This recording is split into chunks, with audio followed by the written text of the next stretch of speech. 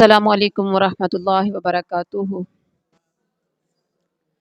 نحمده ونصلی علی رسولہ الکریم، اما بعد فاعوذ باللہ من الشیطان الرجیم، بسم اللہ الرحمن الرحیم۔ رب اشرح لی صدری ویسر لی امری واحلل عقدۃ من لسانی یفقہوا قولی۔ اللہم اشرح صدورنا للاسلام وزین اخلاقنا بالقرآن ونور قلوبنا بالقرآن۔ اللہم صلی علی محمد وعلی آل محمد کما صلیت علی ابراہیم وعلی آل ابراہیم انک حمید مجید۔ اللہم بارک علی محمد وعلی آل محمد کما بارکت علی ابراہیم وعلی آل ابراہیم انک حمید مجید۔ امن خلق السماوات والارض وانزل لكم من السماء ماء فانبتنا به حدائق ذات بهجة ما كان لكم ان تنبتوا شجرها أإله مع الله بل هم قوم يعدلون۔ الحمدللہ، اللہ کے فضل و کرم سے آج ہمارا دورہ قرآن کا 20واں پارہ شروع ہو رہا ہے۔ اللہ تبارک و تعالیٰ سے دعا ہے اللہ ہم سب کو دورہ قرآن کرنے کی، سننے کی، سمجھنے کی اور اس پر عمل کرنے کی توفیق عطا فرما دے۔ یہ آپ سب کی خوش نصیبی ہے کہ اللہ تعالیٰ نے ہمیں سننے کی توفیق بخشی ہے، اور یہ بندے کا اپنا کوئی کمال نہیں ہوتا۔ یقین جانیے میرا بھی کوئی کمال نہیں کہ میں دورہ قرآن کروا رہی ہوں، آپ کا کوئی کمال نہیں کہ آپ دورہ قرآن کر رہے ہیں۔ آپ سمجھیں جس کے ساتھ اللہ بھلائی کا ارادہ کرتا ہے، 1400 سال پہلے میرے نبی نے یہ بات فرمائی تھی، جس کے ساتھ اللہ بھلائی کا ارادہ کرتا ہے اس کو اللہ دین کی سمجھ دے دیتا ہے۔ اللہ نے آپ کو دین کی سمجھ دی ہے، آپ دورہ قرآن سننے کے لیے بیٹھے ہیں، اور یہ سب سے زیادہ انسان کی خوش قسمتی ہے کہ اللہ تعالیٰ کسی کو دین کے لیے اپنے قریب کر لے۔ تو سووں میں کوئی ایک، ہزاروں میں کوئی 2-4 لوگ ہوتے ہیں جو دین کی سمجھ رکھنے والے ہوتے ہیں، ورنہ گھروں کے گھر بے نمازی، گھروں کے گھر بے دین، اور خاندانوں کے خاندان دین سے دور ہیں۔ جس کی اولاد دین کے قریب ہے، جو خود دین کے قریب ہے، آپ سمجھیں اس سے بڑھ کر اس کی کوئی خوش نصیبی کوئی نہیں ہے۔ اللہ تعالیٰ سب سے بڑی، جس کو قرآن حدیث کی سمجھ دے دیتا ہے نا، آپ سمجھیں اسے اللہ نے بہت بڑی دولت سے مالا مال کر دیا، بہت بڑی دولت، اور یہ ایسی دولت ہے جس نے دنیا میں بھی کام آنا ہے اور آخرت میں بھی کام آنا ہے۔ تو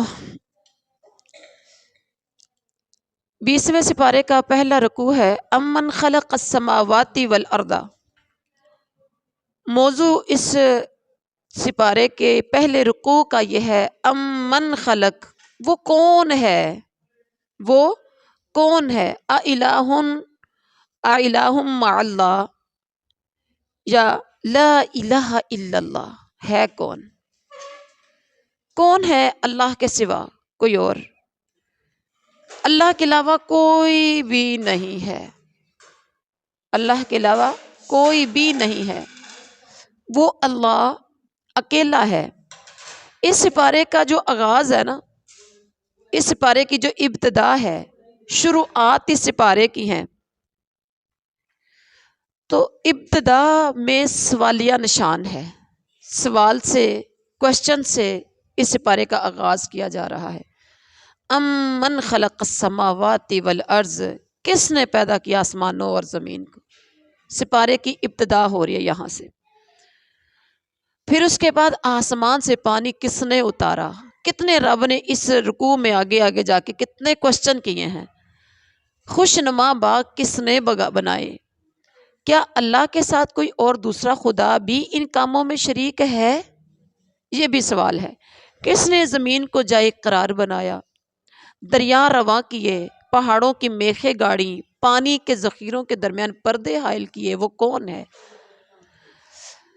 کون ہے جو بے قرار کی دعا سنتا ہے جبکہ وہ اسے پکارے۔ آپ بہت کبھی لاچار، مجبور، بے بس ہو جاتے ہیں، ایسے لگتا ہے زمین تنگ ہو گئی، دل تنگ ہو گیا، آپ کسی ایسی پریشانی میں گر جاتے ہیں، تو جب جیسے جیسے آپ اللہ کو پکارتے ہیں سچے دل سے تو آہستہ آہستہ وہی آپ کا تنگ دل کھلنا شروع ہو جاتا ہے، وہی آپ کے اوپر جو زمین چاروں طرف سے تنگ کی جا رہی تھی وہی آہستہ آہستہ کشادگی کی طرف آنا شروع ہو جاتی ہے، غم کے دروازے دور ہونا شروع ہو جاتے ہیں، کھلنا شروع ہو جاتے ہیں، اور خوشحالی کے یا خوشی کے دروازے آپ کے قریب آنا شروع ہو جاتے ہیں۔ تو اللہ پوچھ رہا ہے کون تکلیف دور کرتا ہے، کون ہے جو انسان کو زمین کا خلیفہ بناتا ہے، وہ کون ہے، وہ کون ہے جو خشکی اور سمندر کی تاریکیوں میں تمہیں راستہ بتاتا ہے، کون اپنی رحمت کے آگے ہواؤں کو خوشخبری دے کر بھیجتا ہے، کون ہے جو خلق یعنی مخلوق کی ابتدا کرتا ہے، پھر کون ہے جو دوبارہ اس کو واپس لٹائے گا، کون ہے جو آسمان اور زمین سے رزق دیتا ہے، کون ہے جو زمین اور آسمان کے غیب کا علم رکھتا ہے۔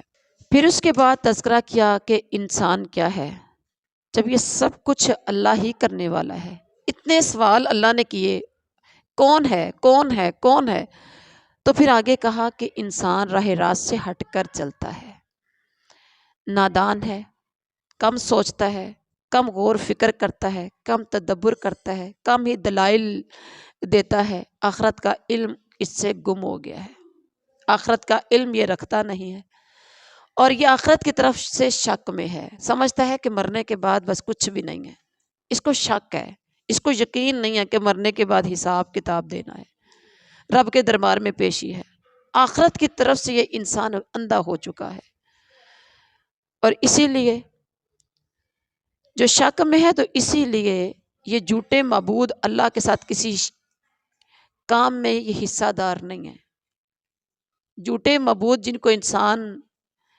سمجھتا ہے کہ یہ میرے کام آ جائیں گے، اس کو یقین ہونا چاہیے کہ اللہ کے ساتھ کسی کام میں یہ حصہ دار نہیں ہے، غیب کا علم کوئی نہیں رکھتا اللہ کے سوا، یہ بھی نہیں جانتے کہ یہ اٹھائے کب جائیں گے۔ اس کے بعد دوسرے سپارے کے دوسرے رکوع میں فرمایا وَقَالَ الَّذِينَ كَفَرُوا أَإِذَا كُنَّا تُرَابًا وَآبَاؤُنَا أَإِنَّا لَمُخْرَجُونَ، دوسرے رکوع میں فرمایا کافر کہتے ہیں، تو کافر کیا کہتے ہیں، کافروں نے کچھ اعتراضات کیے، دوسرے سپارے میں اس کا تذکرہ ہے، اعتراضات کیا کیے کہ جب ہم اور ہمارے باپ دادا مٹی ہو جائیں گے ہمیں پھر اٹھا کر کھڑا کیا جائے گا، جواب دیا ذرا زمین میں چل پھر کر دیکھو مجرموں کا انجام کیا ہوا تھا۔ پھر انہوں نے اعتراض کیا کہ آپ ان کے حال پر، یعنی کہ وہ کہتے تھے مر جائیں گے مٹی ہو جائیں گے، کس نے پوچھنا ہے، اللہ کہتے زمین میں چل پھر کر دیکھو ہم نے مجرموں کا انجام کیا کیا تھا۔ آپ ان کے حال پر غم نہ کھائیں، نہ ان کی چالوں پر تنگ دل ہوں، نبی پریشان ہو جاتے تھے جب کافر اس طرح کی بات کرتے تھے، تو کیا تعجب ہے، کیا عجب ہے کہ وہ وقت قریب ہی آ لگا ہو، جس کے بارے میں یہ کہا کرتے تھے، اعتراض ان کا تھا کہ سچے ہو تو یہ جو دھمکیاں ہیں نا، قیامت آئے گی، مر جاؤ گے، مٹی ہو جاؤ گے، حساب کتاب ہوگا، تو اعتراض کیا کرتے تھے، لے کے آؤ جس کو لے کر آنا ہے، قیامت آنی کب ہے، پتہ تو چلے کہ کتنے سچے ہو، لے آؤ۔ اور اس پر اللہ نے کہا کہ ہو سکتا ہے وہ وقت قریب، جس کی موت آ جاتی ہے سمجھے اس کی قیامت شروع ہو گئی۔ پھر اس کے بعد آسمان و زمین کی ہر پوشیدہ چیز ایک واضح کتاب میں لکھی ہوئی موجود ہے، جب ہماری بات پوری ہونے کا وقت آئے گا تو ہم ان کے لیے ایک جانور زمین سے نکالیں گے، ایک جانور زمین سے نکالیں گے جب ہماری بات پوری ہونے کا وقت آئے گا، اور وہ جانور ان لوگوں سے کلام کرے گا جو ہماری آیات پر یقین نہیں رکھتے تھے، اور پھر کیا ہوگا، قرآن ان باتوں کی حقیقت بتاتا ہے، قرآن ان باتوں کی حقیقت بتاتا ہے جن میں وہ اختلاف رکھتے تھے۔ قرآن ہدایت ہے، رحمت ہے، کس کے لیے، ایمان والوں کے لیے۔ بڑی خوبصورت بات کی، وَإِنَّهُ لَهُدًى وَرَحْمَةٌ لِّلْمُؤْمِنِينَ، قرآن ہدایت اور رحمت ہے ایمان والوں کے لیے، ایمان والوں کے لیے کہا ہے، لوگوں کے لیے نہیں کہا۔ ذالک الکتاب لا ریب فیہ ھدی للمتقین، سورۃ البقرہ کی شروع میں کیا ہے کہ یہ کتاب ایسی ہے جس کی اللہ کی طرف سے نازل شدہ ہونے میں شک نہیں ہے، یہ متقیوں کے لیے، متقی کا مطلب اللہ سے ڈرنے والوں کے لیے ہدایت ہے، اور یہاں کہا ایمان والوں کے لیے ہدایت ہے قرآن۔ یقیناً یہ قرآن ہدایت ہے۔ ہدایت کا معنی 3 طرح سے استعمال ہوتا ہے۔ ہدایت کا مطلب ہوتا ہے راستہ، ایک دوسرا راستہ دکھانا کہ یہ راستہ ادھر سے ادھر، ادھر سے ادھر جاتا ہے، تیسرا ہے کہ راستہ دکھا کر منزل مقصود تک پہنچانا، یعنی جنت تک پہنچانا، جنت تک پہنچانا۔ قرآن یہ راستہ بھی ہے بہترین، یہ ہمیں جنت کی طرف راستہ دکھاتا ہے، اور ہماری جو منزل مقصود جنت ہے یہ وہاں تک پہنچاتا بھی ہے، لیکن کس کو؟ یہ ایمان والوں کے لیے ہے۔ آج میں نے اور آپ نے اپنا جائزہ لینا ہے کہ ہم ایمان والے ہیں۔ ایمان کس کو کہتے ہیں؟ یقین رکھنے والے۔ اور اگر آپ کا یقین ہے، ایمان ہے، تو آپ سمجھیں یہ قرآن آپ کے لیے ہدایت اور رحمت ہے۔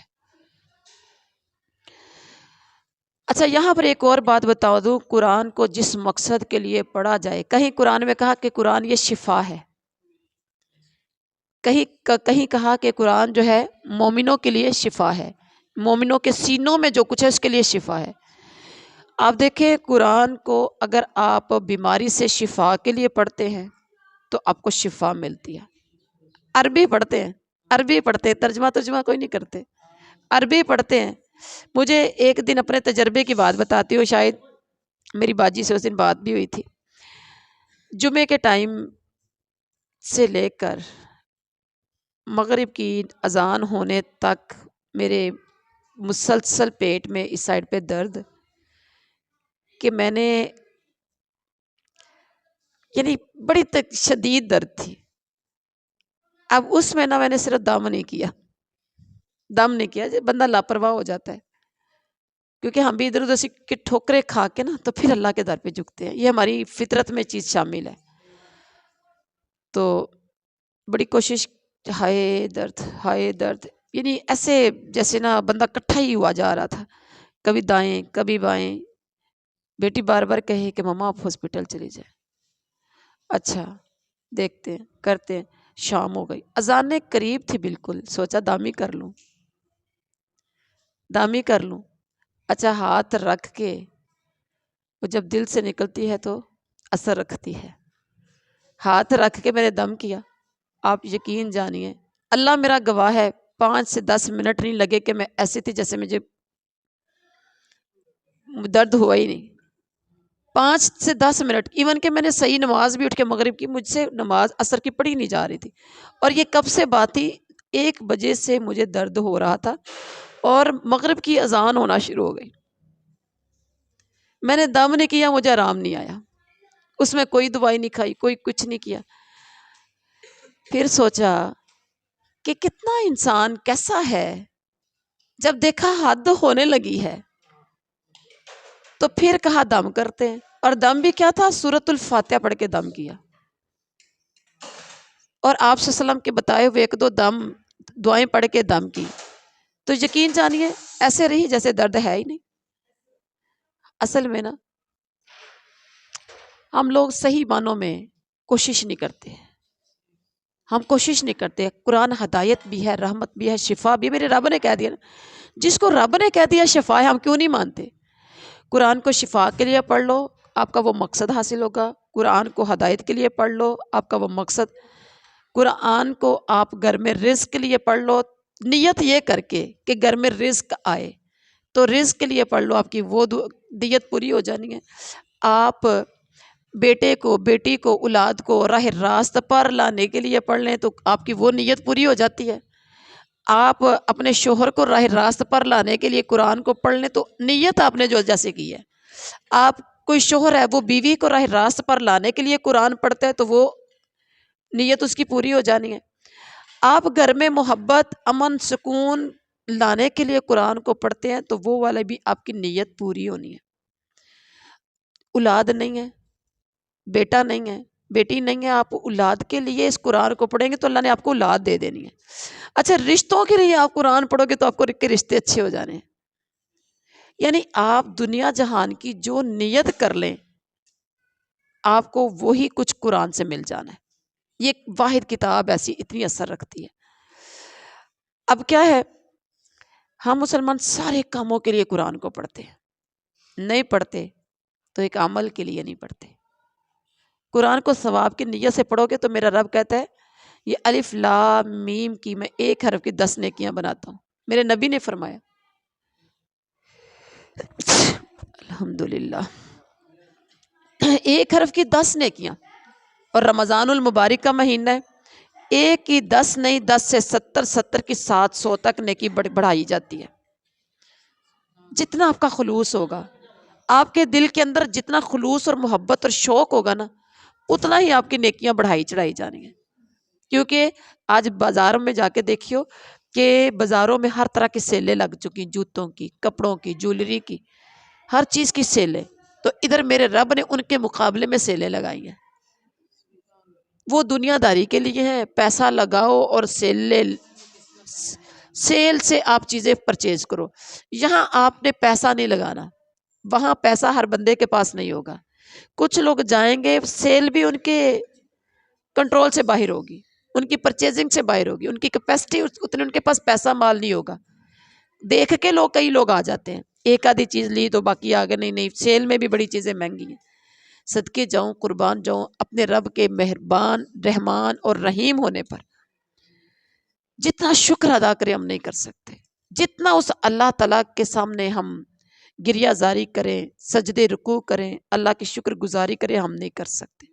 ان تعدوا نعمت اللہ لا تحصوها، اگر تم اللہ کی نعمتوں کو گننا شروع کر دو تو تم گن نہیں سکتے۔ اللہ نے نعمتیں دی کتنی ہیں، صرف آپ نے اپنی توانائی اس میں صرف کرنی ہے، صرف آپ نے اس میں اپنی توانائی، اپنی انرجی اس میں لگانی ہے، کھپانی ہے۔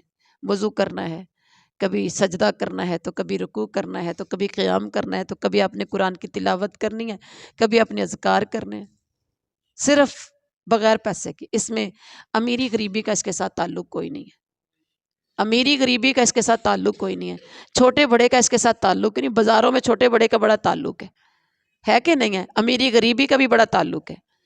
سیلوں سے بھی انہوں نے لینا جس کے پاس پیسہ ہے۔ تو یہاں کی سیل، میرے رب کی سیل جو ہے نا، غریب کے لیے بھی عام ہے، فقیر کے لیے بھی عام ہے، مسکین کے لیے بھی عام ہے، یتیم کے لیے بھی عام ہے، بیوہ کے لیے عام ہے، امیر کے لیے، سب کے لیے عام ہے۔ جس کا دل چاہے جتنا چاہے، بس اپنی انرجی کو لگائیں، جتنا چاہو یہاں سے لے کر چلے جاؤ۔ سبحان اللہ۔ اللہ کیا ہے، میں کہا کرتی ہوں کہ نیکی گر چھوٹی بھی ہو تو ہلکا نہ جان، رب کو تو بخشش کے لیے کوئی بہانہ چاہیے۔ اللہ باقی رحمت بہانے ڈھونڈتی ہے کہ میں کسی طرح سے اپنی بندیوں کو معاف کر دوں۔ لوگ آج اپنے گھروں کے اندر آرام کر رہے ہیں، سکون کر رہے ہیں، اور آپ دیکھیں کہاں بیٹھے ہیں، بستر چھوڑ کے، گھر بار چھوڑ کے، سکون چھوڑ کے، آرام چھوڑ کے، اور جو سکون آپ کو یہاں محسوس ہو رہا ہے، یقین جانے وہ آپ کو گھر کے صوفے پہ، بیڈ پہ نہیں ہے۔ ایمانداری سے بتائیں، جو آپ کو روحانی سکون ہے، جو آپ کو روحانی سکون یہاں ہے وہ وہاں نہیں ہے۔ گھر میں 100 ٹینشن ہے، 100 مسائل کا سامنا، 100 پریشانیوں کا سامنا، جتنا بھی کوئی ہے نا، اس کو کوئی نہ کوئی مسائل اس کے ساتھ اس کو درپیش ہے۔ لیکن دین کے اندر اتنا امن، اتنا سکون، اتنی محبت، اتنا آرام ہے، یقین جانیے جو اس میں سکون ہے وہ کسی چیز میں سکون نہیں ہے۔ یہ آپ کا روحانی سکون ہے۔ تو بات کر رہی تھی کہ ہم نے اس کو قرآن کو پڑھنا ہے عمل کے لیے، عین میم لام عمل کے لیے ہم نے قرآن پڑھنا ہے۔ قرآن کو عمل کے لیے پڑھو گے تو یقین جانے آپ کے دل کی کایا پلٹے گی۔ بیماری سے شفا کے لیے پڑھتے ہیں تو بیماری دور ہو کے، دکھ دور ہو کے سکون آتا ہے، لیکن اس کو عمل کے لیے پڑھو گے تو آپ کے دل کی کایا نے پلٹنا ہے۔ آپ جو پہلے تھے وہ اب آپ نے نہیں رہنا، آپ نے چینج ہونا شروع ہو جانا ہے، آپ کے دل نے بدلنا شروع ہو جانا ہے، آپ کی عادات نے بدلنا شروع ہو جانا ہے، آپ کے قول و افعال نے بدلنا شروع ہو جانا ہے، آپ کے طور طریقوں نے بدلنا شروع ہو جانا ہے، آپ کے اخلاق کردار نے بدلنا شروع ہو جانا ہے، جب آپ نے قرآن کو عمل کے لیے پڑھنا ہے۔ تو اللہ تعالیٰ سے دعا کیا کرے، یا اللہ مجھے قرآن کو عمل کے لیے پڑھنے کی توفیق عطا فرما۔ جب ہم نے پڑھا قرآن کو عمل کے لیے، جب ہم نے پڑھا قرآن کو عمل کے لیے، تو یقین جانیے رزق بھی آئے گا، صحت بھی آئے گی، شفا بھی آئے گی، گھر کے اندر برکت بھی آئے گی، آپ کی اولاد بھی نیک ہو جائے گی، آپ کے مسائل بھی حل ہونا شروع ہو جائیں گے، آپ کی جو پریشانیاں وہ بھی دور ہونا شروع ہو جائیں گی، اور دنیا میں آپ کو ثواب بھی ملے گا، اور آپ کی زندگی بھی بدلے گی، اور اللہ کی جنتوں کے وارث بھی بن جائیں گے، اور جو دلی روحانی سکون ملے گا نا، اس کا کوئی مقابلہ نہیں۔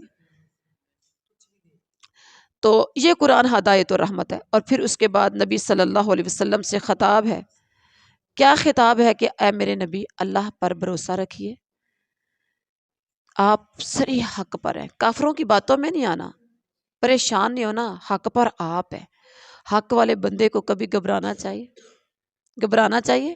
جو بندہ حق پر ہو اس کو گھبرانا نہیں چاہیے، پوری دنیا اس کے مخالف ہو جائے، جو حق پر ہے نا اس کو گھبرانا نہیں چاہیے کہ شاید میں کمزور ہوں، میں اکیلا رہ گیا ہوں، لوگ مجھے چھوڑ جائیں گے۔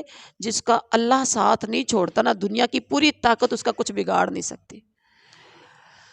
اور فرمایا کہ تم مردوں کو سنا نہیں سکتے، یہ سمجھو یہ کافر مردے ہیں، تم مردوں کو سنا نہیں سکتے، تم بہروں تک اپنی پکار نہیں پہنچا سکتے، جو پیٹ پھیر کر بھاگ جائیں ان کو بھی نہیں سنا سکتے، اندھوں کو راستہ بتا کر بھٹکنے سے نہیں بچا سکتے۔ آپ اپنی بات ان لوگوں کو سنا سکتے ہیں جو ایمان لائے ہیں، آپ صرف ان کو اپنی بات سنا سکتے ہیں جو ایمان لائے ہیں، اور پھر فرما بردار بن جائیں۔ تو اللہ تعالیٰ جو ہے بہت مہربان ہے، بہت اللہ تعالیٰ کی ذات ایسی ہے جس پر بھروسہ کیا جائے، جس پر یقین رکھا جائے، کیونکہ وہ خدا ایسا خدا ہے کہ اس نے دنیا اور آخرت کی زندگی جو رکھی ہے با مقصد طریقے کے لیے رکھی ہے، اس کا بھی کوئی مقصد ہے۔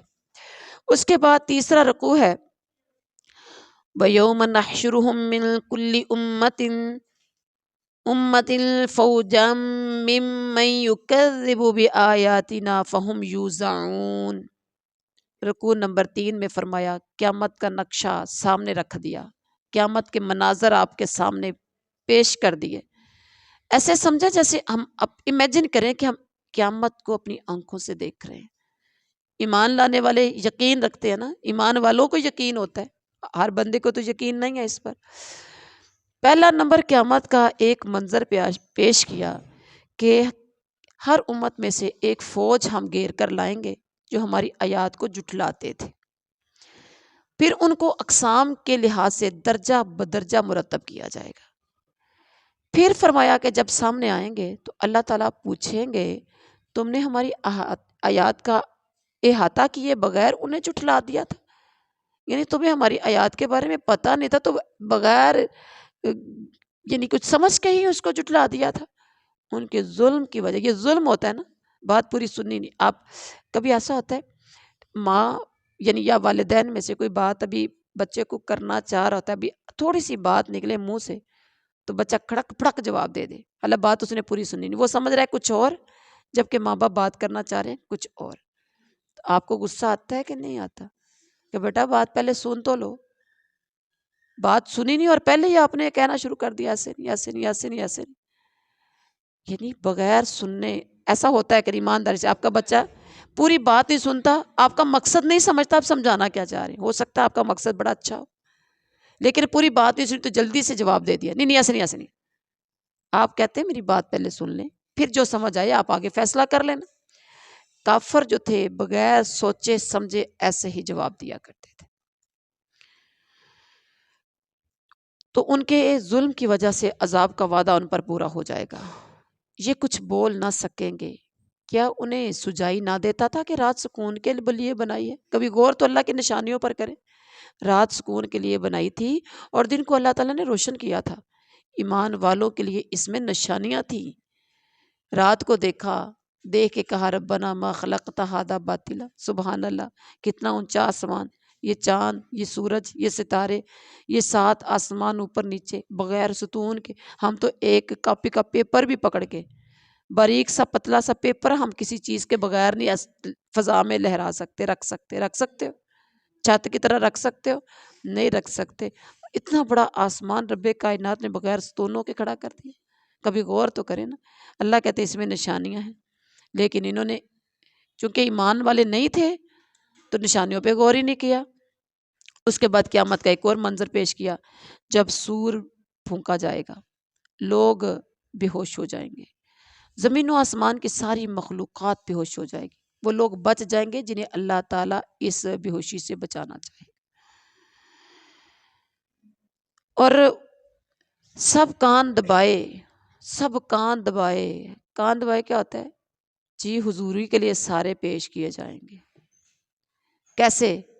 آواز آئے گی ایسے کان لگا کے کہ کوئی حکم ہو ہم سنیں اللہ کہنا کیا چاہتے ہیں، یعنی کوئی ایسا نہیں ہوگا کہ کوئی، ابھی میں نے آپ دیکھیں کتنی دیر میں نے ویٹ کیا آپ لوگوں کا، ایک کو بھیجا کہ سب کو بلا لیں، اچھا جو ادھر ادھر پھر رہے ہیں وہ بھی آ کے بیٹھ جائے، کیا کہ نہیں کیا؟ کتنا ٹائم آپ نے لگایا، لیکن جب سور پھونکا جائے گا تو یہ سسٹم نہیں ہوگا، آواز لگانے کی ضرورت نہیں ہوگی، بتانے کی ضرورت نہیں ہوگی، اور سب کان دبائے اس کے حضور، اللہ کے حضور کھڑے ہو جائیں گے، اور آج وہ دن ایسا ہوگا کہ پہاڑوں کو جمے ہوئے، جن کو آج تم دیکھتے ہو نا، بڑے بڑے پہاڑ جمے ہوئے زمین کے اوپر، یہ بادلوں کی طرح اڑ رہے ہوں گے، بادلوں کی طرح، بادل کبھی ادھر سے ادھر جا رہے ہیں، ادھر سے ایسے پہاڑ اڑ رہے ہوں گے، جو برائی لے کر، جو شخص بھلائی لے کر آئے گا اس دن کے ہول سے محفوظ رہے گا، جو اس دن برائی لے کر آئے گا، آج دنیا میں گناہ کر کر کے وہاں لے کر آئے گا، ایسے لوگ اوندے منہ جہنم میں پھینکے جائیں گے۔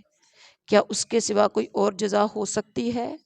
کیا اس کے سوا کوئی اور جزا ہو سکتی ہے؟ جیسا کرو گے ویسا بھرو گے، گندم کی فصل لگاؤ گے تو کاٹنی گندم ہے، چنے کی فصل لگاؤ گے تو کاٹنے چنے۔ کبھی ایسا ہوا ہے کہ کاشتکار لگائے گنے کی فصل اور کاٹے گندم؟ کبھی ایسا ہوا ہے؟ کسان لگائے چاول تو کاٹے گندم؟ کبھی نہیں ایسا ہوا، کبھی نہیں ایسا ہوا۔ تو میرے رب کے دربار میں ایسے کیسے ہو سکتا ہے کہ کرو نیکیاں اور نامہ مال میں وہاں برائیاں ہوں؟ کہاں کرو گناہ اور نامہ مال میں نیکیاں ہوں؟ ایسا ہو سکتا ہے؟ برائی کرو گے تو برائی دربار میں اللہ کے پیش ہو جائے گی، گناہ کرو گے تو گناہ آئے گا، نیکی کرو گے تو پھر نیکی ہی اللہ کے دربار میں ہوگی، جیسا کرو گے ویسا بھرو گے۔ اور اس کے بعد اللہ تعالیٰ نے اپنے نبی صلی اللہ علیہ وسلم سے فرمایا، کہہ دو مجھے اس شہر مکہ کے رب کی بندگی کا حکم دیا گیا ہے، سبحان اللہ، انما امرت ان اعبد رب هذه البلدة الذي حرمها وله كل شيء، مجھے اس شہر مکہ کے رب کی بندگی کا حکم دیا گیا ہے، مجھے حکم دیا گیا کہ میں فرما بردار بن کر رہوں، یہ قرآن پڑھ کر سناؤں، مجھے ہدایت اختیار، اور جو ہدایت اختیار کرے گا اپنے بھلے کے لیے کرے گا۔ آج آپ یہاں بیٹھے ہو نا سارے آ کے، تو کسی کا کوئی بھلا نہیں ہے، کسی کا کوئی بھلا نہیں ہے، آپ نے اپنا بھلا کرنا ہے، جس نے جو کچھ کرنا ہے اس نے اپنے بھلے اور اپنے فائدے کے لیے کرنا ہے۔ مجھے یاد ہے جب میں پڑھتی تھی نا تو پڑھ کے بہت دور، کوئی 1 کلومیٹر تک یا اس سے بھی تھوڑا سا دور ہوگا، میں پڑھنے جاتی تھی تو واپس آتی تھی، رواج نہیں تھا اس وقت پڑھنے کا، تو آ کے میں نے مجھ سے جو بڑی بہن تھی میں نے اس سے کہنا کہ کھانا دے دو، کچھ ہے کھانے کے لیے۔ جب صبح جاتی تھی عصر کے ٹائم واپس آتی، بھوک لگی ہوتی تھی تو کچھ کھانے کو ہے تو وہ کہتی تھی ادھر پڑا ہے پکڑ کے کھا لو، تو میں کہتی تھی میں تھکی ہوئی ہوں، تو آگے سے کہتی تھی میری بات سنو، پڑھ کے نا مجھے نہیں دینا، پڑھ کے نا مجھے نہیں دینا، دوسری بات کبھی ایسے بھی کہنا پڑھ کے نا احسان نہیں کرنا مجھ پر، آدھے واسطے پڑھنی ہے تو وہ کھانا پڑا ہے تو پکڑ کے کھا لو۔ آج کبھی کبھی مجھے یاد آتا ہے کہ واہ اللہ تیری شان، بات ایسے ہی ہے، میں نے پڑھ کے اسے فائدہ کوئی نہیں دیا، میرے پڑھنے کا کوئی اسے فائدہ نہیں ہوا، وہ جو اس کی لائف تھی نا، جیسی اس کی لائف تھی اس ٹائم آج اس کی وہی لائف ہے، لیکن میری اس ٹائم ایز اے اسٹوڈنٹ تھی، قرآن تک کا ترجمہ پڑھنے جاتی تھی، دین کی باتیں سیکھتی تھی، میری آج لائف ویسی ہے، مطلب میری اس سے بہتر سے بہتر، بہتر سے بہتر تو ہوئی ہے، لیکن اس کا فائدہ جو پڑھتی تھی نا مجھے بھی ہوا ہے، الحمدللہ 2 بیٹیاں حافظ قرآن بن گئی ہیں، مجھے ہوا ہے، کیونکہ میں نے خود کو فائدہ دیا تو الحمدللہ میرے رب نے مجھے میری بیٹیوں کی شکل میں بھی دیا، آگے اللہ تعالیٰ انشاءاللہ دین کوشش انشاءاللہ کریں گے، ہم اپنی بیٹیوں کو قرآن پاک کا ترجمہ پڑھائیں، اپنی اولاد کو نماز، اذکار اور یہ ساری چیزیں سکھائیں اور دین اپنی نسلوں میں لائیں، تو میرے بچوں کو فائدہ ہوگا، آگے جو میری نسل کو فائدہ ہوگا، یقیناً وہ فائدہ نہ اسے ہوا اور نہ میرا فائدہ آگے تک نسلوں تک اس کے پہنچ سکتا ہے۔ تو آج کبھی کبھی مجھے یاد آتا ہے، میں کہتی واہ خدایا، یہ بات بالکل ٹھیک ہے۔ وہ کہتی تھی کہ آپ کے پڑھنے کا فائدہ نہ آپ کو ہونا ہے، میرے پہ کسی نے احسان نہیں کرنا۔ ہاں، اگر نیت بندہ کر لے نا، فرعون کی بیوی حضرت آسیہ کی طرح کہتی کہ ہم اس کو بیٹا بنا لیتے ہیں، ہو سکتا ہے یہ ہمیں فائدہ دے، ہو سکتا ہے یہ ہمیں فائدہ دے گا، تو یقیناً فائدہ ہو سکتا تھا۔ لیکن چونکہ انسان ہے، انسان سمجھتا ہے نہیں تیرے پڑے دا تینوں فائدہ تے میرے پڑے دا مینوں فائدہ، اپنا تو کر تے میں اپنا کرنی۔ آج ہم ایسی اتنے بے حس ہو چکے ہیں کہ نہیں ہو سکے، خون اتنے پھیکے پڑ گئے ہیں، اتنے پھیکے پڑ گئے ہیں خون کے، وہ اثر بھی نہیں ہے، وہ محبت بھی نہیں ہے، وہ شوق بھی نہیں ہے، وہ پیار بھی نہیں ہے، وہ عقیدت بھی نہیں ہے۔ نفسا نفسی کا عالم ہے، نفسا نفسی کا عالم ہے۔ اللہ اکبر۔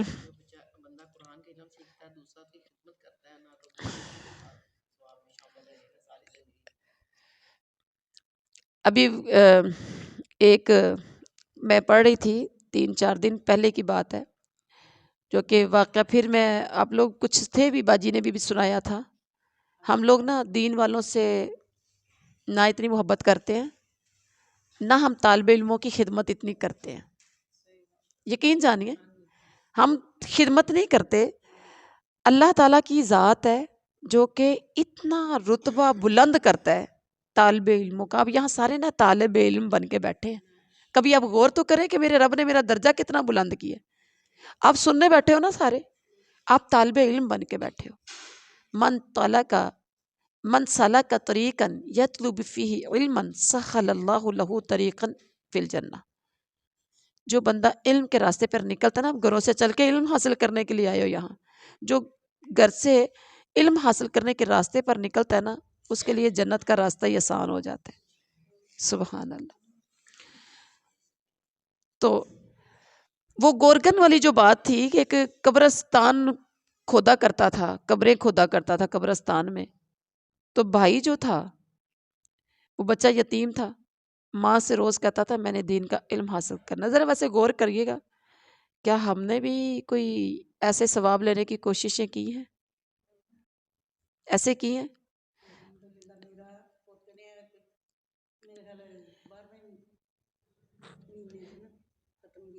نہیں، آپ نے اپنے بچے کو تو پڑھایا ہی ہے، کسی دوسرے کے بچے، ماشاءاللہ، کسی دوسرے کے بچے کے لیے ہم نے کتنی ایفرٹ کی ہے۔ فرض کریں میری اپنی بہن ہے، میرا اپنا بھائی ہے، میرا اپنا چچا خالہ پھپھو کا بیٹا ہے جو کہ غریب ہے، نہیں پڑھا سکتے، خرچہ نہیں کر سکتے، میرے اور آپ میں اتنا حوصلہ ہے کہ ہم کہیں کہ تو اپنے بچے کو پڑھا، خرچہ میں دینی ہے؟ کرتے ہو؟ ہم سے تو برداشت نہیں ہوتا کہ وہ بچے کسی دن بنانا کھاتا دیکھ لینا، ہو سکتا ہے، برا نہ مانیے گا، کسی یتیم کو ہم نا مہینہ پورا 2-4 مہینے راشن دیتے رہے، کوئی پیسے دیتے رہے نا ثواب سمجھ کے، جیسے بھی ایک دن ہم نے اس یتیم بچے کے ہاتھ میں بنانا دیکھا، اس کے گھر چلے گئے، گھر میں گوشت پکا ہوا تھا، یا اس کے گھر میں کوئی 2-4 شاپر پڑے ہوئے تھے، کسی میں بنانا تھا، کسی میں ایپل تھا، کسی میں کچھ تھا، ہم جب دیکھتے ہیں تو ہم سے تو وہ برداشت نہیں ہوتا۔ اچھا گوشت بھی پکتا ہے نا دے گھر، اور باہر آ کے ہم بلا کیا کہتے ہیں، انہوں دے گھر تے کوئی کمی نہیں، ہر شے تے انہوں دے گھر موجود سی۔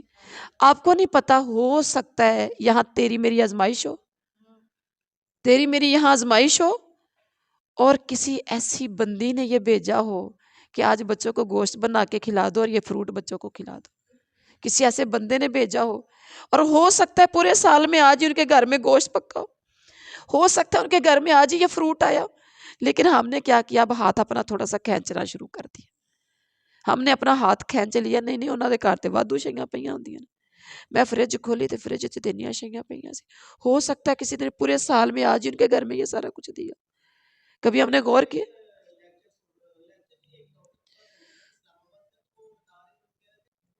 تو آپ اللہ تعالیٰ پر یقین رکھیں، توکل رکھیں کہ اگر کوئی ہدایت اختیار کرتا ہے تو اپنی ذات کے لیے کرے گا، کوئی برائی کرتا ہے تو وہ اپنی ذات کے لیے، اپنے نقصان کے لیے کرے گا۔ جو گمراہ ہوا اسے کہہ دو میں تو محض صرف اور صرف تمہیں خبردار کرنے والا ہوں، اللہ اپنے نبی سے کہہ رہے کہ لوگوں کو بتا دو، جو گمراہ ہوا، جو سیدھے رستے سے بٹ گیا، میں تو صرف اسے خبردار کرنے والا ہوں۔ تعریف اللہ تعالیٰ کے لیے ہے، وہ اپنی نشانیاں دکھائے گا جنہیں تم پہچان لو گے۔ اللہ اکبر۔ تو اللہ تعالیٰ کی ذات وہ ہے جو اللہ کی ذات ہر چیز پر قادر ہے، جو چاہے۔ اس کے بعد سورۃ القصص سٹارٹ ہو گئی۔ بسم اللہ الرحمن الرحیم۔ قصص کا مطلب ہے، قصص قصہ میں سے ہے، جانتے ہیں قصے؟ تو قصص کا مطلب ہے یعنی قصے، کہانیاں۔ یہ قصے اس میں کس کے ہوں گے؟ انبیاء کے قصے ہوں گے۔ سورۃ قصص رکوع نمبر 4 ہے 20ویں پارے کا، اور اس رکوع کا جو موضوع ہے حضرت موسیٰ علیہ السلام کے بچپن کے حالات کا یہاں تذکرہ کیا گیا ہے۔ تو حضرت موسیٰ علیہ السلام جس دور میں پیدا ہوئے تھے وہ تذکرہ کیا۔ بسم اللہ الرحمن الرحیم، شروع اللہ کے نام سے جو بڑا مہربان نہایت رحم والا ہے۔ طاسین میم تلک آیات الکتاب المبین، یہ آیتیں ظاہری کتاب کی، واضح کتاب کی آیتیں، کوئی شک و شبہ نہیں، واضح صاف کھول کھول کر اللہ نے بیان کی ہیں، یہ اس کتاب کی آیتیں ہیں۔ اب یہاں سے آگے تذکرہ ہو گیا موسیٰ اور فرعون کا۔ جب فرعون نے زمین میں سرکشی کی، وہ اس سرزمین کے رہنے والوں کو گروہوں میں تقسیم کرتا تھا، مصر کے لوگوں کو گروہوں میں تقسیم کرتا تھا۔ ایک گروہ کو ذلیل کرتا تھا فرعون، کیسے؟ ان کی بیٹیوں کو زندہ رہنے دیتا تھا اور لڑکوں کو قتل کر دیا کرتا تھا۔ کتنا بڑا ظلم ہے، کتنا بڑا ظلم ہے۔ جو لڑکا پیدا ہوتا اس قوم کا، لڑکے کو قتل کروا دیتا، لڑکیوں کو زندہ چھڑواتا۔ اچھا، زندہ کیوں رہنے دیتا تھا؟ خدمت کے لیے لوگ ختم ہو جائیں گے۔ اگر عورتوں کو بھی، لڑکیوں کو بھی زندہ یہ قتل کر دیا تو لڑکیوں سے خدمت کروایا کرتے تھے، کام کاج کروایا کرتے تھے، ان کو لونڈیوں کی طرح رکھا ہوا تھا، نوکرانیوں کے طور پر۔ تو لڑکوں کو قتل کر دیتا تھا۔ قتل کیوں کرتا تھا؟ اس نے خواب دیکھا تھا جس نے اس کی بادشاہی پلٹ دی ہے۔ جب نجومی وزیروں مشیروں سب کے سامنے یہ خواب رکھا تو انہوں نے کہا کہ تیرے بنی اسرائیل میں سے ایسا بچہ پیدا ہوگا جو تیری بادشاہت کا تختہ الٹ دے گا۔ اس نے سوچا لو یہ ایسی بات ہے تو پھر ہم بھی اس کا رنگ دکھاتے ہیں، اور وہ رنگ دکھانا شروع ہوا کہ بیٹوں کو قتل کر دیتا اور بیٹیوں کو زندہ چھوڑ دیتا۔ اسی دور میں یہ قدرت پہ، فطرت پہ قدرت غالب آ جاتی ہے۔ آج میں نے کتنا کہا کہ میں نے جانا ہے آپ کے سامنے، کتنا کہا میں نے جانا ہے، 1.5-2 گھنٹے بایا پہن کے بیٹھی رہی، ٹھیک ہے۔ فطرت تھی کہ میں جانا چاہ رہی تھی، قدرت تھی میرے رب نے کہا جانا نہیں، اور آپ کے سامنے دورہ قرآن کروانے کے لیے بیٹھے، ٹھیک ہے۔ یہ میرے رب کی قدرت ہے۔ فطرت ہوتی ہے پانی انسان کو ڈبو دیتے، قدرت ہے کہ میرا رب بہتے پانی کے اندر سے حضرت موسیٰ نبی کو بال بال زندہ بچا کے فرعون کے دربار میں لے آتے۔ پھر فطرت ہے کہ دشمن کا بچہ کوئی پال نہیں سکتا۔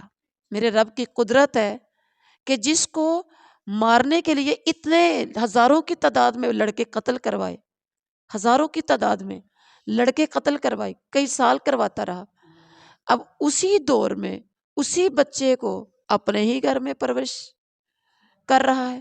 تو یہ میرے رب کی قدرت ہے۔ یہ رب بھی فطرت پہ قدرت غالب آ جاتی ہے، فطرت پہ قدرت غالب آ جاتی ہے۔ چھری کا کام کاٹنا ہے۔ حضرت ابراہیم حضرت اسماعیل کے گلے پہ بار بار چھری پھیرتے ہیں، چھری چلتی نہیں، غصے سے بار بار نیچے کرتے ہیں، تیز کرتے ہیں، پھر چلاتے، نہیں چلتی، چلتی ہے تو کاٹتی نہیں ہے، فطری طور پر چھری کاٹ دیتی ہے۔ قدرت ہے میرے رب کی کہ چلتی چھری کے نیچے سے اسماعیل کو بچا لیتا ہے، سبحان اللہ۔ تو یہ میرے رب کی قدرت ہے۔ اسی دور میں میرے رب نے حضرت موسیٰ کو پیدا کر لیا۔ تو وہ بڑا مفسد لوگوں میں سے تھا۔ کون؟ فسادی۔ جب بیٹوں کو قتل کر رہا ہے، بیٹیوں کو زندہ چھوڑ رہا ہے، تو اس کا مطلب اس سے بڑا فسادی کون ہو سکتا ہے؟ اس سے بڑا ظالم سرکش نافرمان کون ہو سکتا ہے؟ اس سے بڑا جاہل بدتمیز اجڈ قسم کا بدو کون ہو سکتا ہے؟ ہر نگاہ ایسے شخص کو بری نگاہ سے دیکھتی ہے. کوئی بھی ایسے جتنا بھی کچھ ہوگا نا ظالم، وہ بھی ایسے شخص کو گندی نگاہ سے دیکھے گا کہ اس جیسا کوئی ہے ہی نہیں. تو میرے رب نے اس کو مفسد کہا، فساد کرنے والا. اب اللہ تعالیٰ کا پروگرام کچھ اور تھا، فرعون کا پروگرام کچھ اور تھا. اس کا پروگرام کیا تھا؟ لڑکا میں نے پیدا ہونے نہیں دینا. یہ زمین پر تھا پروگرام. آسمان کے خالق نے بھی ایک پروگرام بنایا تھا. وہ کیا تھا؟ اللہ کا پروگرام یہ تھا کہ زمین میں ذلیل کر کے رکھے جانے والوں پر، بنی اسرائیلی بڑے ذلیل کر کے رکھے ہوئے تھے فرعون نے، اب ان ذلیل کر کے رکھے جانے والوں پر مہربانی کرے، انہیں پیشوا بنا دے، انہیں زمین کا وارث بنا دے، انہیں اقتدار بخش دے، انہیں اقتدار بخش دے. یہ میرے رب کا پروگرام تھا. اب ان سے فرعون اور حامان کے لشکروں کو وہی کچھ دکھائیں جن کا انہیں ڈر تھا. اللہ تعالیٰ نے موسیٰ پیدا ہوئے، کسی کو کانوں کان خبر تک نہیں ہوئی. یہ بھی میرے رب کی قدرت ہے. اب اشارہ کیا موسیٰ کو، موسیٰ کی ماں کو، کہ جب تجھے کوئی، پہلے تو اپنے بیٹے کو تو دودھ پلا خود ہی گھر میں، جب کبھی جان کو خطرہ ہو نا، بچے کی جان کو خطرہ ہو، کسی کو پتہ چل جائے، تو پھر کیا کرنا ہے؟ پریشان نہیں ہونا، غم نہیں کرنا، بچے کو چپ کر کے صندوق میں ڈال کے تو دریا میں پھینک دینا، اور واپس لانا اور دوبارہ اس کو پیغمبروں میں شامل کرنا ہمارا کام ہے. اس کو واپس لانا یعنی تو انہیں دریا میں ڈالنا ہے، اس کو واپس لانا، پیغمبروں میں شامل کرنا ہمارا کام ہے. سبحان اللہ. موسیٰ کی ماں کا دل اڑا جا رہا تھا. ماں تو ماں ہوتی ہے، ماں تو ماں ہوتی ہے. ابھی باہر بچہ چلا جائے نا تو ماں خیر کی دعائیں کرتی ہے. کبھی اولاد ویسے غور تو کرے، ماں کی جان پہ بن جاتی ہے، اور ماں بار بار خیر کی دعا کیا کرتی ہے. اپنے بچوں کے لیے نا ہمیشہ خیر کی دعا کیا کرے. بچہ نافرمان بھی ہو نا، اس کے لیے بھی ہم بڑے کنجوس ہیں. پکھیا نہ دیوی سردار، یعنی اتنے دل کے تنگ ہیں ہم اپنی اولاد کے لیے نہیں دعا کرتے. زیادہ کرتے ہیں، بہت کم، ایسے نہیں. آل عمران کی طرف جائیں. حضرت عمران کے گھر میں بیٹی پیدا ہوئی تو نظر مانی تھی بیٹا ہوگا تو تیرے گھر کی خدمت کے لیے رکھیں گے. بیٹی ہوئی تو کہا یا اللہ اس کو ہم تیری پناہ میں دیتے ہیں، اور اس کی نسل کو بھی، اس کی اولاد کو بھی. اتنی سی بچی پیدا ہوئی تو بچی کو بھی، بچی کی آگے نسل کے لیے بھی دعائیں شروع کر دیں. ہم اپنی بچی کے لیے دعائیں کرتے ہیں، اپنے بیٹے کے لیے دعا کرتے ہیں، ہم نسلوں کے لیے دعا نہیں کرتے. تو آج سے سیکھنا ہے ہم نے کہ ہم نے اپنی اولاد اور اولاد کے آگے نسلوں کے لیے بھی دعا کرنی ہے، کیونکہ ماں باپ کی نیکی کا اثر جو ہوتا ہے نا آگے نسلوں تک پہنچتا ہے، نسلوں تک پہنچتا ہے. اور ماں باپ کی برائی کا جو اثر ہوتا ہے نا وہ بھی اس کی نسلوں تک پہنچتا ہے. تو یہاں موسیٰ کی والدہ تھی، قریب تھا کہ راز فاش کر دے. اللہ نے ڈھارس بندائی، حوصلہ کرو، صبر کرو، تاکہ وہ ایمان والوں میں سے ہو. کون؟ موسیٰ کی والدہ یقین کرنے والوں میں سے ہو جائے. قریب تھا کہ اگل دیتی کہ اللہ نے مجھے بیٹا دیا، لیکن اللہ تعالیٰ نے پوری حوصلہ بندھایا، ڈھارس بندھائی.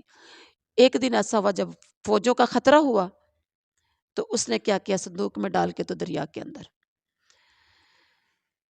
اور بہن نے پیچھا کیا، چوری چھپے آہستہ آہستہ دور سے دیکھتے ہیں کون پکڑتا ہے، کہاں جاتا ہے. بچے کو ماں کے پاس اللہ نے واپس پلٹایا تاکہ آنکھیں ٹھنڈی ہوں اور وہ غمگین نہ. ادھر سے ماں بھی تڑپ رہی تھی. فرعون کے گھر والوں نے بچے کو دیکھا، اللہ کا وعدہ تھا واپس لائیں گے.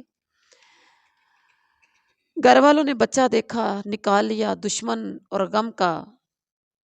اور یہ سارا کچھ کیوں کیا؟ اللہ کہتے تاکہ ان کا دشمن اور غم کا سبب یہ موسیٰ بنے. کس کے؟ فرعون کے. فرعون اور حامان اور ان کے لشکر اپنی تدبیریں غلط کار، یعنی اپنی تدبیریں جو غلط کار تھے. اب وہ تو سوچ رہے تھے کہ ہمیں ہماری تدبیریں کیسے کام آ سکتی ہیں، ہم کیا پروپیگنڈا کریں گے تو ہم کس طرح سے بنی اسرائیلیوں کی نسل کشی کر کے ختم کر دیں گے. فرعون کی بیوی نے کہا یہ میرے اور آپ کے لیے آنکھوں کی ٹھنڈک ہو سکتا ہے فرعون، اس کو قتل نہ کرنا. تو بچے کے لیے تو وہ پہلے ترس رہی تھی کیونکہ اولاد نہیں تھی، اسے قتل نہ کرنا. ہو سکتا ہے ہم اسے اپنا بیٹا بنا لیں، یہ ہمارے لیے ہی فائدہ مند ہو۔ اور فائدہ قرآن میں آتا ہے کہ انسان کے لیے وہ کچھ ہے جس کی اس نے کوشش کی۔ اور ایک حدیث میں آتا ہے کہ اللہ تعالیٰ فرماتے میرا بندہ جیسے میرے ساتھ گمان کرتا ہے نا، میں اس کے ساتھ ویسا ہی کرتا ہوں، ویسا اس کے ساتھ معاملہ کرتا ہوں۔ انسان کے ساتھ معاملہ اس کے گمان کے مطابق ہوتا ہے، ٹھیک ہے۔ اب اس کا گمان کیا تھا؟ ہو سکتا ہے یہ ہمارے لیے فائدہ مند ہو۔ آسیہ کو فائدہ پہنچا دیا پھر موسیٰ علیہ الصلوۃ والسلام نے، کیونکہ اس کا گمان اچھا تھا۔ آج ہمیں بھی نا ہر ایک سے اپنا گمان اچھا رکھنا ہے، بدگمانی نہیں کرنی۔ اور فرعون ہم تذبذب کا شکار ہی رہا ہے، ڈرتا ہی رہا ہے۔ داڑھی، وہ سنا ہوگا آپ نے، جب داڑھی کھینچی تھی تو کہنے لگا یہ بڑا سیانہ ہے اور یہ مجھے اس بچے سے خطرہ ہے۔ وہ جب زبان میں لکنت آئی تھی، وہ ہیرا اور کوئلہ ایک سائڈ پہ رکھ دیا تھا کہ یہ اگر ہیرے کو پکڑا تو سمجھیں گے کہ موسیٰ سیانہ ہے، ٹھیک ہے، اور اگر سیانہ نکلا تو قتل کروا دیں گے۔ پھر ساری زندگی وہ تذبذب کا ڈگ مگاتا ہی رہے، تذبذب کا شکار ہی رہے، کیونکہ اس نے کبھی کہا ہی نہیں تھا کہ یہ بچہ مجھے فائدہ دے گا۔ اب کیا ہوا، فرعون کی بیوی نے کہا یہ میرے اور میرے لیے، آپ کے لیے مفید ہو سکتا، ہم اس کو اپنا بیٹا بنا لیں گے۔ اب ہوا یہ انہوں نے گھر میں رکھا۔ اللہ تعالیٰ کا وہ جو وعدہ تھا موسیٰ کی والدہ کے ساتھ، اللہ نے وہ پورا کرنا تھا۔ تمام عورتوں کی چھاتیاں حرام کر دی موسیٰ علیہ السلام پر، کسی کو منہ نہیں لگانا، کیونکہ بچہ دودھ پیتا تھا تو دودھ کی ضرورت تھی، اللہ نے حرام کر دیا۔ موسیٰ کو اس طرح ماں کے پاس واپس پلٹا دیا۔ اور اللہ تعالیٰ جو چاہے کر سکتا ہے۔ اس کے بعد رکوع نمبر 5 ہے، جس میں حضرت یہ تھا موسیٰ کی پچھلے رکوع میں بچپن کا تذکرہ، اب آگے جوانی کا تذکرہ۔ بڑا مفصل واقعہ ہے اس والے سورۃ القصص کے اندر موسیٰ علیہ السلام کا۔ تو جوانی میں اللہ کا کرم کیسے ہوا، جب حضرت موسیٰ اپنی جوانی کو پہنچے، وَلَمَّا بَلَغَ أَشُدَّهُ وَاسْتَوَىٰ آتَيْنَاهُ حُكْمًا وَعِلْمًا وَكَذَٰلِكَ نَجْزِي الْمُحْسِنِينَ۔ جب حضرت موسیٰ اپنی جوانی کو پہنچے، جب وہ اپنے مزاج اور عقل کے اعتدال اور توازن کو پہنچے، تو اللہ تعالیٰ نے ان کو علم اور حکمت عطا کر دی۔ یہ نیک لوگوں کو اللہ کی طرف سے ملنے والی جزا ہے۔ یہ نیک لوگوں کو اللہ کی طرف سے، جس کو اللہ تعالیٰ علم دے دے تو سمجھیں یہ اللہ کی طرف سے ملنے والی جزا ہے۔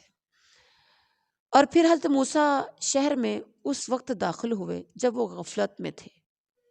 انہوں نے 2 آدمیوں کو دیکھا، ایک قبطی اور دوسرا اسرائیلی۔ قبطی تھے فرعون والے، اسرائیلی تھے موسیٰ کو ماننے والے، بنی اسرائیل میں سے۔ اس کے قوم کے آدمی نے حضرت موسیٰ کو مدد کے لیے پکارا، موسیٰ کی قوم کے آدمی نے، بنی اسرائیلی نے۔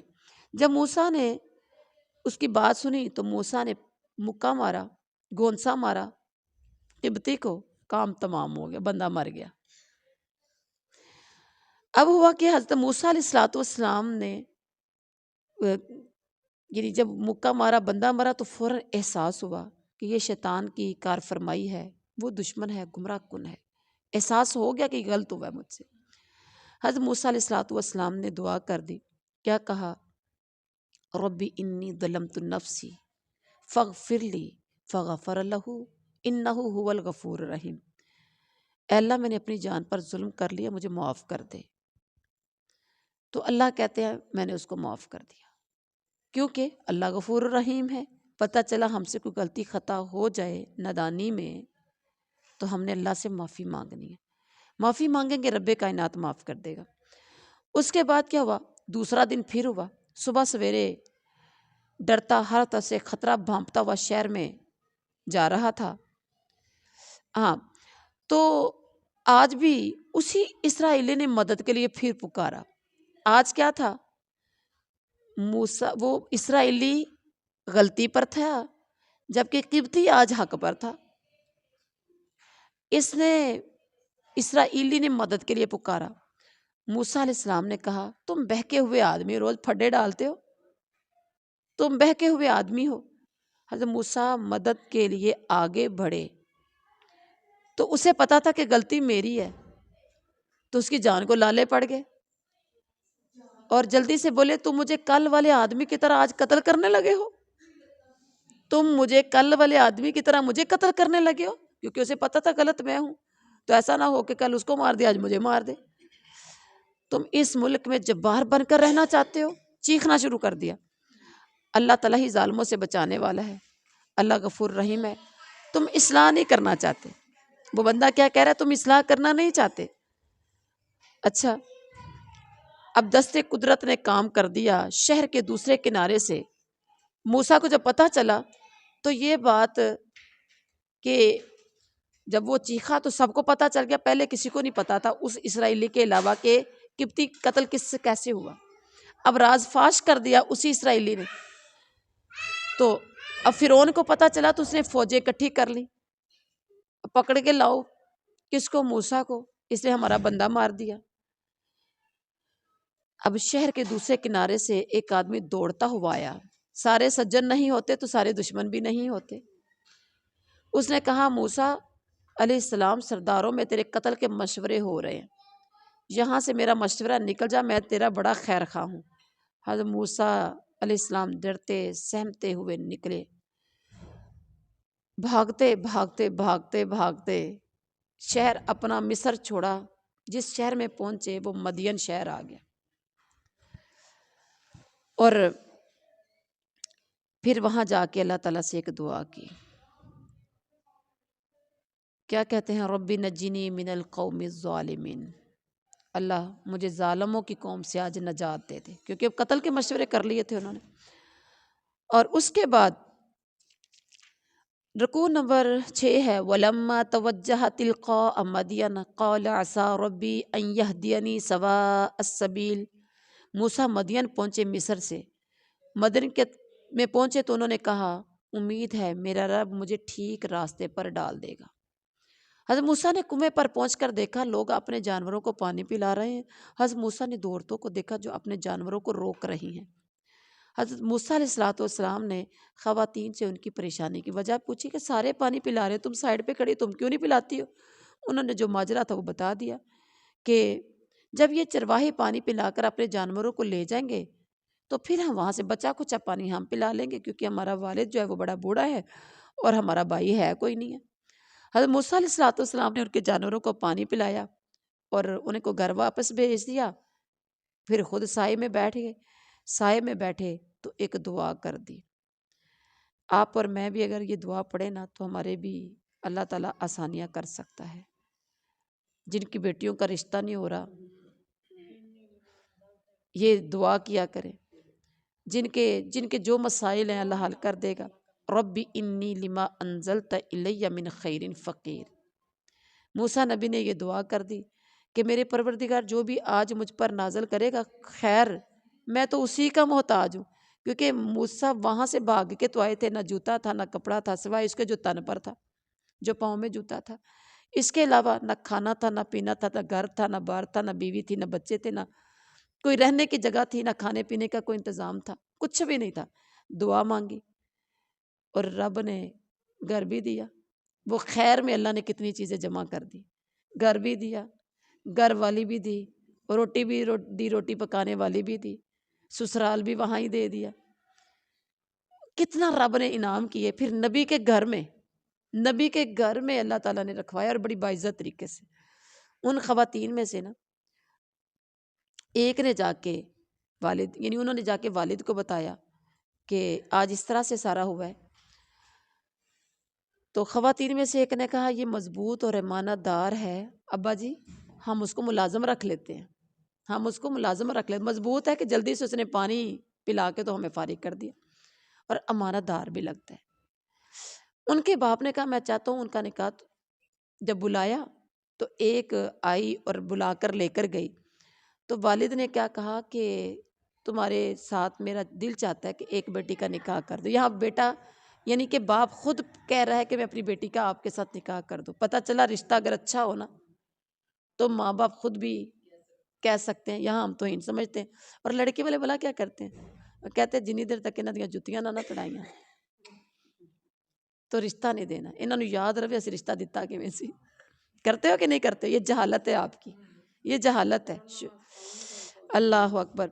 اور کیا ہے ساتھ کیا کہنے لگے، تو میں تمہارے ساتھ بیٹی کا نکاح کرتا ہوں، شرط یہ ہے کہ تم 8 سال ملازمت کرو گے اور 10 سال پورے کرو تو تمہاری مرضی ہے۔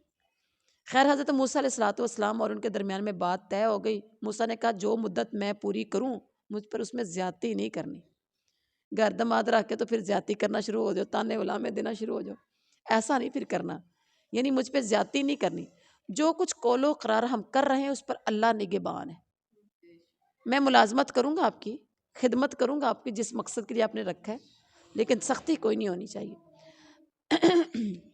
اب اس کے بعد رکوع نمبر 7 میں اس کا تذکرہ کیا، فلما قضى موسى الاجل وسار باهله آنس من جانب الطور نارا، جب موسیٰ علیہ الصلوۃ والسلام نے مدت پوری کر لی، 8 سال لگا دیے، اہل و عیال کو لے کر چلے جی ہون تہاڈے نال ساڈا گزارا نہیں، بیوی بچے لے کے نکلے وہاں سے، تو طور پہاڑ کے، یعنی یہ واپس کہاں جا رہے ہیں؟ مصر، جہاں سے بھاگ کے آ گئے تھے۔ آپ کو پتہ ہے کئی سال گزرنے کے بعد مقدمات ویسے ہی ٹھنڈے ہو جاتے ہیں، ایسا ہوتا ہے نا۔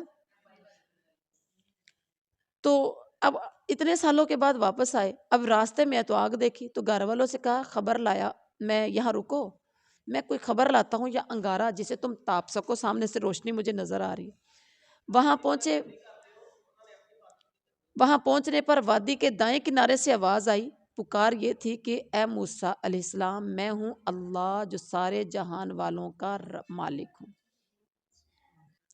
اچھا، موسیٰ علیہ الصلوۃ والسلام وہاں پہنچنے پر آواز آئی، میں تمہارا رب العالمین ہوں۔ حکم دیا گیا، ہاتھ میں کیا ہے؟ پوچھا پہلے موسیٰ ہاتھ میں کیا ہے؟ موسیٰ نے کہا میرے ہاتھ میں کیا ہے؟ عصا ہے، میں ٹیک لگاتا ہوں، اور یہ ہے وہ ہے، بکریوں پر پتے جھاڑتا ہوں۔ اللہ نے کہا اس کو نیچے پھینکو، اسے پھینکو نیچے۔ موسیٰ نے لاٹھی کو نیچے پھینکا تو وہ دیکھتے دیکھتے سانپ بن گئی، اور موسیٰ جلدی سے پیٹھ پھیر کے بھاگے۔ ارشاد ہوا واپس پلٹو، کدھر جا رہے ہو؟ واپس آؤ، خوف نہ کرو، تم محفوظ ہو، تجھے یہ سانپ تجھے نقصان نہیں کوئی پہنچائے گا، واپس آؤ۔ پھر حکم ہوا اچھا ایسا کرو، اپنا ہاتھ گریبان میں ڈالو، تو کیا ہوگا؟ چمکتا ہوا نکلے گا بغیر تکلیف کے۔ یہ 2 نشانیاں تھی۔ خوف سے بچنے کے لیے بازو جب دیکھا نا ایسے کر کے تو چمکنا شروع ہوا، تو جلدی سے بازو کھینچ لیا اور ڈر گئے۔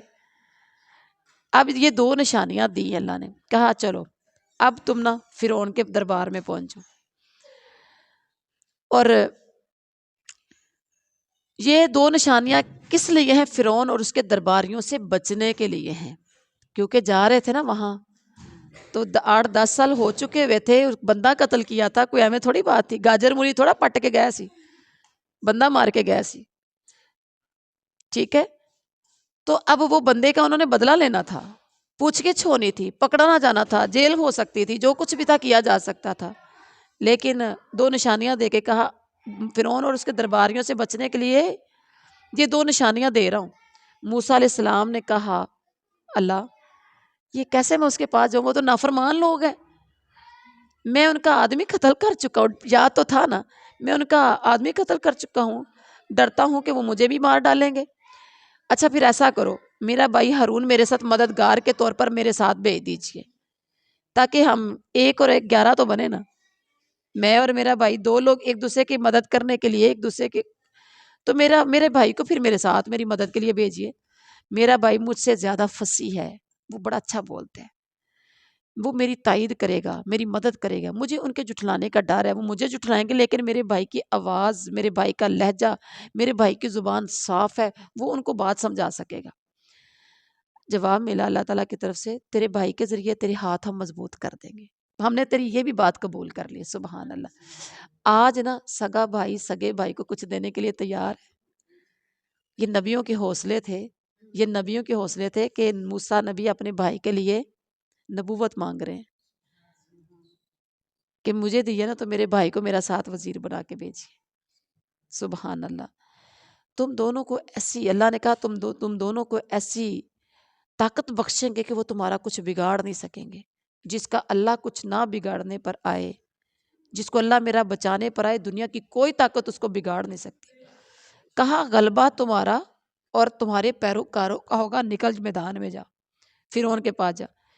موسیٰ علیہ الصلوۃ والسلام کھلی نشانیاں لے کر گئے، انہوں نے آگے سے فرعون نے کہا یہ تو جادو ہے۔ حضرت موسیٰ نے جواب دیا ہم نے یہ باتیں باپ دادا سے نہیں سنی، رب ہدایت لانے والے کو جانتا ہے اور یہ جانتا ہے کہ کس کا انجام اچھا ہوگا۔ ظالم کبھی کامیاب نہیں ہوں گے۔ پتہ چلا کہ جادوگر ظالم ہوتے ہیں، جادوگر ظالم ہوتے ہیں۔ کہا ظالم کبھی فلاں نہیں پاتے۔ فرعون نے کہا میں اپنے سوا کسی کو تمہارا رب نہیں مانتا۔ حامان کو مخاطب کر کے کہا اپنے وزیر کو، حامان اونچی عمارت بنواؤ، میں موسیٰ کے خدا کو ذرا جھانک کر تو دیکھوں، موسیٰ کے رب کو دیکھوں۔ چاتی مار کے ویکھا موسیٰ دا رب کتھے ہے، اونچی عمارت بنواؤ۔ میں اسے جھوٹا سمجھتا ہوں، میں تو اسے سچا سمجھتا ہی نہیں ہوں۔ اب بغیر کسی حق کے اپنی بڑائی پر گھمنڈ کیا۔ انہوں نے یہ سمجھا کبھی مجرم انجام کو کیسے پہنچے، فرعون اور اس کے لشکروں کو سمندر میں پھینک دیا۔ جب انہوں نے نافرمانی کی، اللہ کا حکم ہوا راتوں رات لے کے ان کو نکلے۔ فرعونی پیچھے پیچھے ہے اور اسرائیلی آگے آگے۔ سمندر آتا ہے تو اللہ نے کہا کہ لاٹھی مارو، عصا مارو، اور راستہ بنایا، کہا ان کو لے کے آگے نکل جاؤ۔ اب وہ سارے پار ہو گئے۔ پیچھے فرعونیوں نے دیکھا کہ یہ راستہ تو بالکل صاف ہے، وہ گزر سکتے تو ہم کیوں نہیں۔ اب وہ ادھر سے سارے کے سارے جب اس کے اندر کود پڑے، راستے میں گئے۔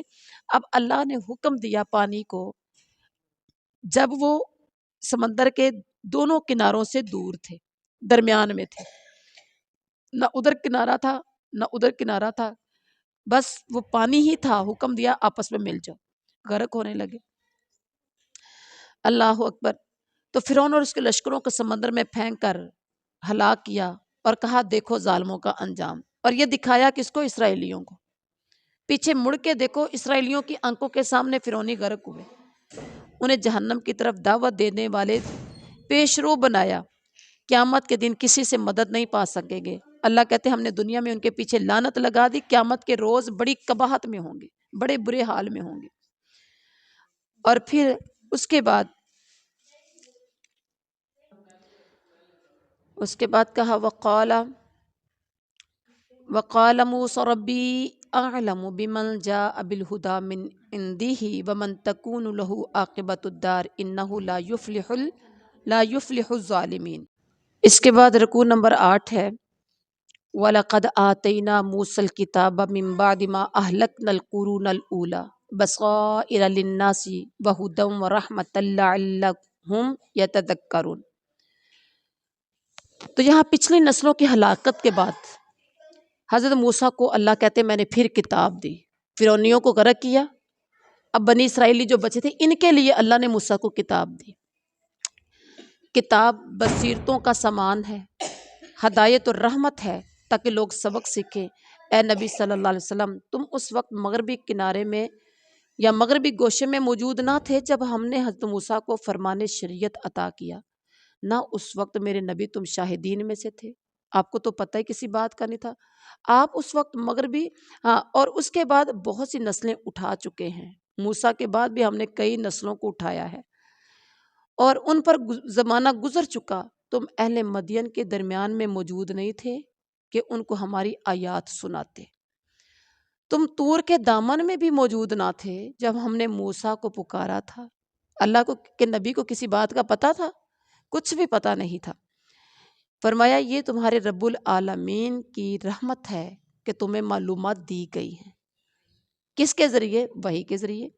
کتاب دینے کے مقاصد بتائے کہ لوگوں کو تنبیہ کرو، جس کے پاس کوئی تنبیہ کرنے والا، ڈرانے والا نہیں آیا، شاید لوگوں کو ہوش آ جائے، کتاب سنیں لوگوں کو ہوش آ جائے، لوگوں پر حجت تمام کرنے کے لیے، تاکہ لوگ یہ نہ کہہ سکیں کہ اگر آپ رسول بھیجتے تو ہم آپ کی آیات کی پیروی کرتے اور ایمان لے آتے۔ اس کے بعد حق آنے کے بعد فرمایا انہوں نے کہا کیوں معجزات دیے موسیٰ کی طرح، انہوں نے کیا کہا؟ کیوں نہ معجزات دیے موسیٰ کی طرح؟ جواب دیا گیا لوگ معجزات کا انکار نہیں کر چکے، پہلے جتنے معجزات دیے گئے ہیں انہوں نے کیا کیا ہے؟ انکار ہی تو کیا ہے۔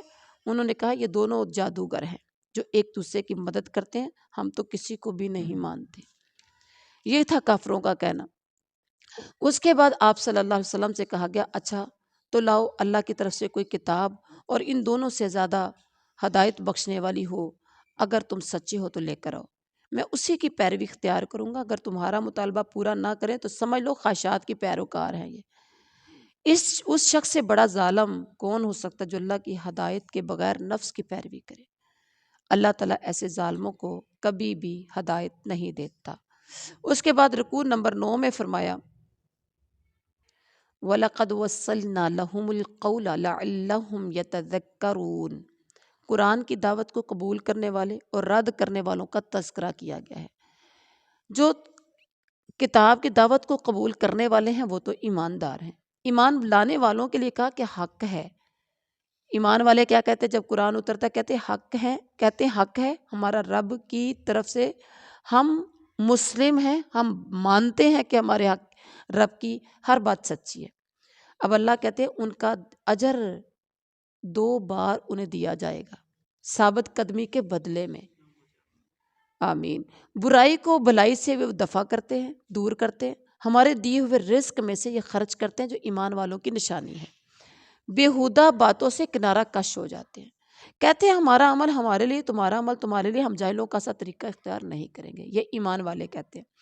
اب قرآن کی دعوت کو جو رد کرنے والے لوگ ہیں ان کے بارے میں کہا کہ یہ کہتے ہیں اگر مان لیں تو زمین سے اچک لے جائیں گے، زمین سے اچک لیے جائیں گے۔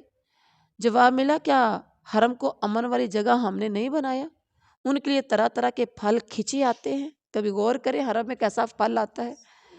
اور رد کرنے کا انجام کیا ہوا؟ کتنی بستیوں کو معیشت پر اترانے کی وجہ سے ہم نے تباہ کر دیا، ان کے اجڑے ہوئے گھر خالی ہیں اور وارث ہم ہی ہیں۔ بستیوں کی تباہی کے لیے اللہ تعالیٰ کی ایک سنت ہے، سنت کا مطلب اللہ کا ایک طریقہ ہے۔ بستیوں کے مرکز میں پہلے اللہ رسول بھیجتا ہے، رسول کا اللہ تعالیٰ کی آیات پڑھ کر رسول سناتا ہے، بستیوں کی ہلاکت سے پہلے بستی والوں کا ظالم ہونا ثابت کرتا ہے۔ لوگ ظلم کرتے ہیں تو پھر اللہ عذاب بھیجتا ہے اور فیصلہ خود کر لو، جو تمہارے پاس ہے یہ دنیا کی عارضی زندگی کا سامان ہے، یہ عارضی زینت ہے جو اللہ تعالیٰ کے پاس ہے، یعنی تمہارے پاس دنیا ہے نا تو یہ عارضی ہے، اور جو اللہ کے پاس ہے وہ بہتر ہے اور باقی تر ہے، باقی رہنے والی ہے۔ عقل سے کام کیوں نہیں لیتے ہو؟ یعنی دنیا عارضی ہے اور آخرت ہمیشہ کی ہے۔ اس کے بعد رکوع نمبر 10 میں فرمایا افمن وعدناہ وعدا حسنا فہو لاقیہ کمن متعناہ متاع الحیاۃ الدنیا ثم هو یوم القیامۃ من المحضرین۔ دنیا اور آخرت کا تقابل کریں، ایک شخص کے پاس حیات دنیا کا ساز و سامان ہے اور اس دوسرے شخص کے لیے اللہ تعالیٰ کا اچھا وعدہ ہے، یعنی آخرت کا۔ ایک کے پاس دنیا کا سامان ہے، دوسرے کے پاس اچھا وعدہ یعنی آخرت کا۔ اللہ کہتے ہیں مجھے یہ بتاؤ دونوں کا تقابل کرو، کیا یہ دونوں برابر ہے؟ کیا یہ دونوں برابر ہیں؟ اللہ تعالیٰ پوچھیں گے کہاں ہیں میرے وہ شریک جن کا تم گمان رکھتے تھے؟ جواب آئے گا انہی لوگوں کو ہم نے گمراہ کیا تھا جیسے ہم گمراہ ہوئے تھے۔ ہم اعلان برات کرتے ہیں، یہ ہماری بندگی نہیں کرتے تھے۔ مشرکین کو کہا جائے گا شریکوں کو پکارو، وہ پکاریں گے مگر جواب نہیں آئے گا، کہا جائے گا عذاب دیکھ لیں گے، کاش ہدایت اختیار کرتے۔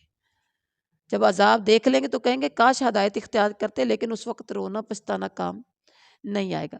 دوسری پھر آواز آئے گی رسولوں کو تم نے کیا جواب دیا تھا؟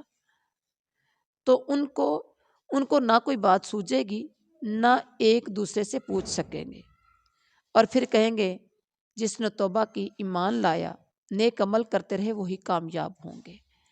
کہاں ہے میرے وہ شریک جن کا تم گمان کرتے تھے؟ آواز آئے گی ہم امت میں سے گواہ نکالیں گے آج۔ اس وقت حق کا پتہ چل جائے گا اللہ کی طرف سے ہے، اور سارے جھوٹ گم ہو جائیں گے، حق کا حق ہو جائے گا، باطل باطل ہو جائے گا، وہاں دودھ کا دودھ اور پانی کا پانی ہو جائے گا۔ اور اللہ پھر اپنے نبی علیہ الصلوۃ والسلام کو تسلی دیتے ہوئے کہتے ہیں میرے نبی ان سے کہیے کبھی تم نے غور کیا قیامت تک کے لیے اگر دن ہو جائے، قیامت تک کے لیے رات ہو ہی نہ، اگر دن ہو جائے تو کون رات لا کر دے گا کہ تم سکون حاصل کر سکو؟ اگر ہمیشہ کے لیے رات ہو جائے تو کون ہے جو دن کو لے کر آئے گا؟ مطلب دن کر دے تو رات نہیں لا سکتے، رات کر دے تو دن نہیں لا سکتے۔ اللہ آپ کو بیمار کر دے کسی کو بھی تو آپ شفا لا سکتے ہیں؟ کسی کی آنکھ کا نور ضائع کر دے تو وہ آنکھ کا نور پیدا کر سکتے ہیں؟ کبھی نہیں کر سکتے۔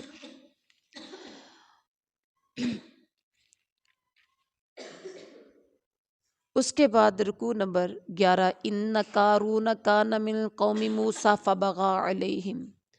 قارون کون تھا؟ قارون جو تھا بڑا قریبی تھا کس کا؟ موسیٰ کا، فرعون کا۔ قارون قوم موسیٰ کا ایک وہ شخص تھا، قوم موسیٰ کا ایک شخص تھا، لیکن قوم کے خلاف سرکش تھا، نافرمان تھا، ظالم تھا، باغی تھا۔ خزانوں کی چابیاں ایک جماعت مشکل سے اٹھا سکتی تھی، اتنا امیر ترین شخص تھا۔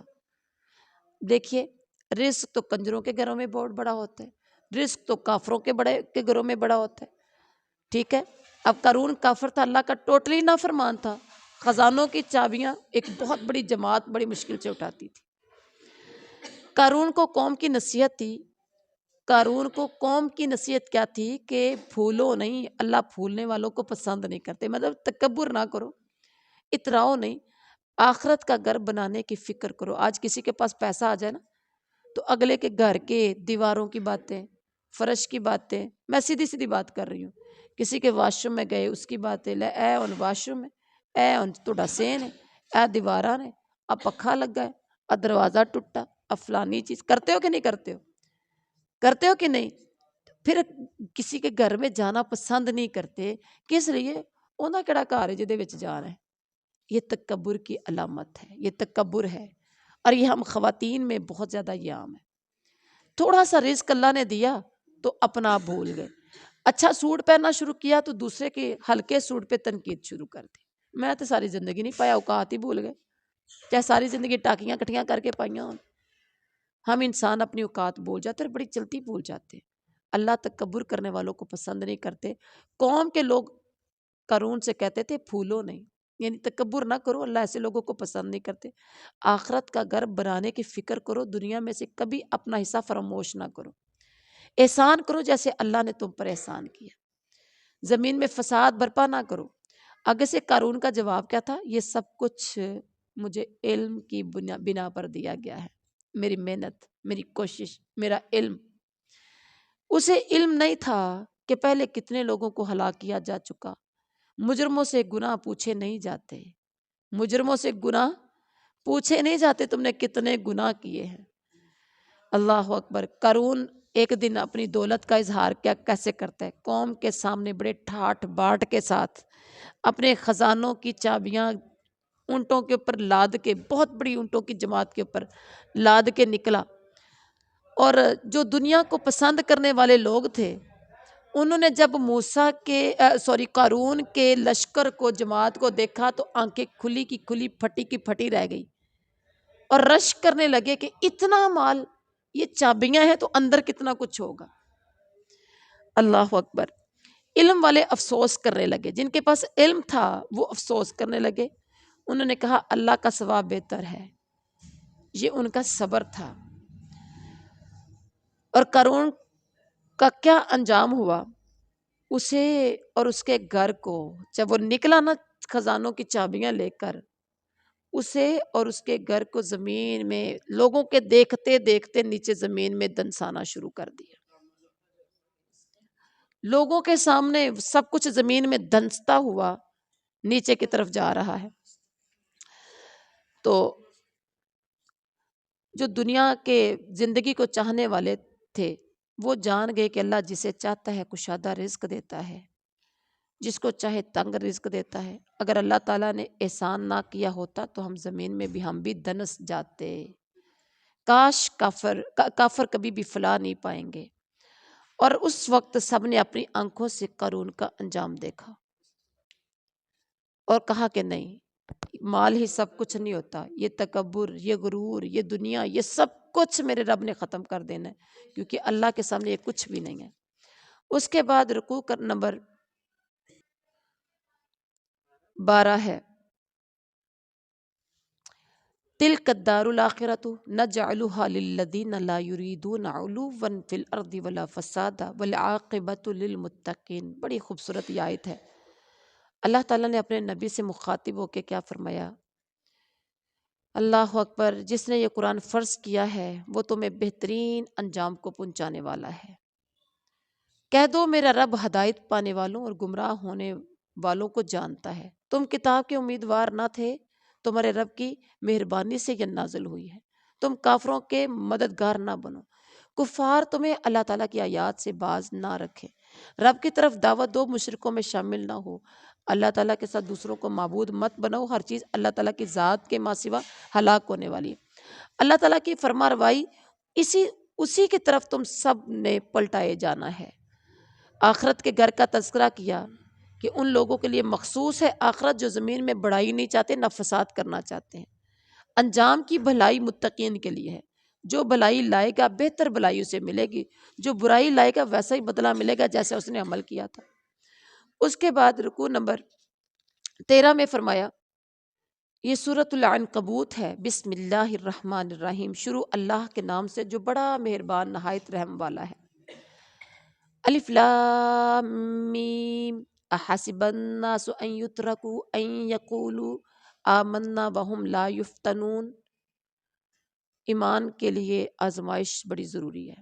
جیسے سونا کندن نہیں بنتا جب تک وہ بٹی کے اندر سے اس کو جلایا نہ جائے، تو انسان مومن بھی نہیں بنتا جب تک اسے آزمائش کی بٹی سے گزارا نہ جائے. آزمائش ناگزیر ہے. پہلے لوگوں کو بھی آزمایا گیا. سچے اور جھوٹوں کا فیصلہ اسی بنیاد پر ہوتا ہے جب آزمائش ہوتی. آپ نے اپنے کسی مخلص دوست کا اور لالچی دوست کا اگر آپ نے یعنی آپ نے اس کو آزمانا ہے، یعنی آپ نے پرکھنا ہے اسے، تو آپ ایک آزمائش کر لیں. آپ کا جو بڑا یعنی جو لالچی ہو وہ کبھی آپ کی مصیبت میں کام نہیں آئے گا، اور جو مخلص ہے اسے تن من دھن قربان کرنا پڑے وہ آپ کے لیے سب کچھ کر گزرے گا. ایسا ہوگا کہ نہیں ہوگا؟ آزمائش ضروری ہے. سچے اور جھوٹے کا فیصلہ اسی بنیاد پر ہوتا ہے. کھرے کھوٹے کا فیصلہ اسی بنیاد پر ہوتا ہے. ایمان اور نفاق کا فیصلہ آزمائش کی بنیاد پر ہوتا ہے. پھر اس کے بعد بدکاروں کو پکڑنا بھی اللہ کی سنت ہے. تذکرہ کیا کہ بدکار بازی نہیں لے جا سکتا، یہ پکڑے جائیں گے. اللہ کا وعدہ مقرر کردہ ہے. جو کوشش کرے گا اللہ کی راہ میں اپنے بھلے کے لیے وہ کرے گا. جو ایمان کے بعد نیک عمل کرے ان کی برائیاں ان سے دور کر دی جائیں گی، اور ان کے گناہ اور ان کے بہترین اعمال کی ہم ان کو جزا دیں گے. والدین بھی ایمان کے راستے کی آزمائش ہیں. اللہ تعالیٰ نے ان سے حسن سلوک کی ہدایت کی ہے والدین کے لیے. پھر غور کریں، والدین کے ساتھ اللہ تعالیٰ نے حسن سلوک کی ہدایت کی ہے. کبھی غور کریں، بچہ چھوٹا سا ہوتا ہے. آپ نے کبھی ماں کی گود میں چھوٹا سا بچہ تو دیکھا ہوگا، سب نے دیکھا ہے. بالکل چھوٹا سا بچہ سارا دن روئے تو ماں اس کو مارتی ہے. ماں مارتی ہے، اٹھا کے پھینکتی ہے، اس کو مار کے چپ کراتی ہے. اسے پتہ ہے ماروں گی تو اور روئے گا. ساری رات بچہ بیمار ہو، تنگ کرے، ماں اسے کبھی بھی پھینکتی نہیں ہے، بلکہ اتنا ہی بسم اللہ کر کے اس کو اٹھاتی ہے. بچہ تنگ کرتا ہے اور ماں لوریاں اس سے سناتی ہے، لے کے چلتی پھرتی ہے، کبھی دائیں کبھی بائیں. اور بیمار ہو جائے تو ماں کو سکون نہیں آتا، نیند نہیں آتی، اور کئی بار کہتی میں کئی دنوں سے میں سوئی نہیں ہوں بچے کی بیماری کی وجہ سے. بچہ چھوٹا ہوتا ہے تو ماں باپ کتنی محبت کرتے ہیں، کتنی محبت کرتے ہیں. تو میرے رب نے اب کہا کہ والدین کے ساتھ حسن سلوک کرنا ہے. ہم انسان اتنے دل کے چھوٹے ہیں، اتنے ناسمجھ ہیں. اپنے ماں باپ کی یہ باتیں اگر غور کریں کہ کیسے میری ماں نے مجھے پالا، کیسے میرے باپ نے میرے لیے محنت کی، کوشش کی، تو ہم جو میرے رب نے کہا نا والدین کو اف بھی نہیں کہنا، تو ہم کبھی اف بھی نہ کریں. آپ نے صحیح کہا کہ اف نہیں تو اف کہتے ہیں، یہ ٹھیک کہا آپ نے. اب غور کریں، اللہ تعالیٰ یہ جتنی مائیں بیٹھی ہیں، مائیں جب بہتر جانتی ہیں. اور یہاں جتنی بچیاں بیٹھی ہیں یہ آپ بہتر جانتے ہیں کہ آپ کیا کرتے ہیں. یہ پیغام ہے ہر بچی کے لیے، پیغام ہے ہر بیٹے کے لیے، ہر بیٹی کے لیے. میرے رب نے کہا والدین کے ساتھ حسن سلوک کرنا ہے، اور 15ویں سپارے میں کہا کہ وَلَا تَقُل لَّهُمَا اف، اف بھی نہیں کرنی، اف بھی نہیں کرنی. کیا نہیں کرنا؟ اف بھی نہیں کرنا، اوئے بھی نہیں کرنا. بجائے اس کے کہ آپ کہیں کہ کر لو، میں نہیں کر دی، کرنا جتے کر لو. اچھا آپ کے ہاتھ نہیں، آپ بھی تو ماما کر سکتی ہیں نا، بولتے ہو اس طرح سے. اچھا ماما بیمار ہے تو بیٹی یا بیٹا کہہ دے گا آپ کی بیماریاں ہی نہیں ختم ہوتی. کہتے ہو کہ نہیں کہتے ہو؟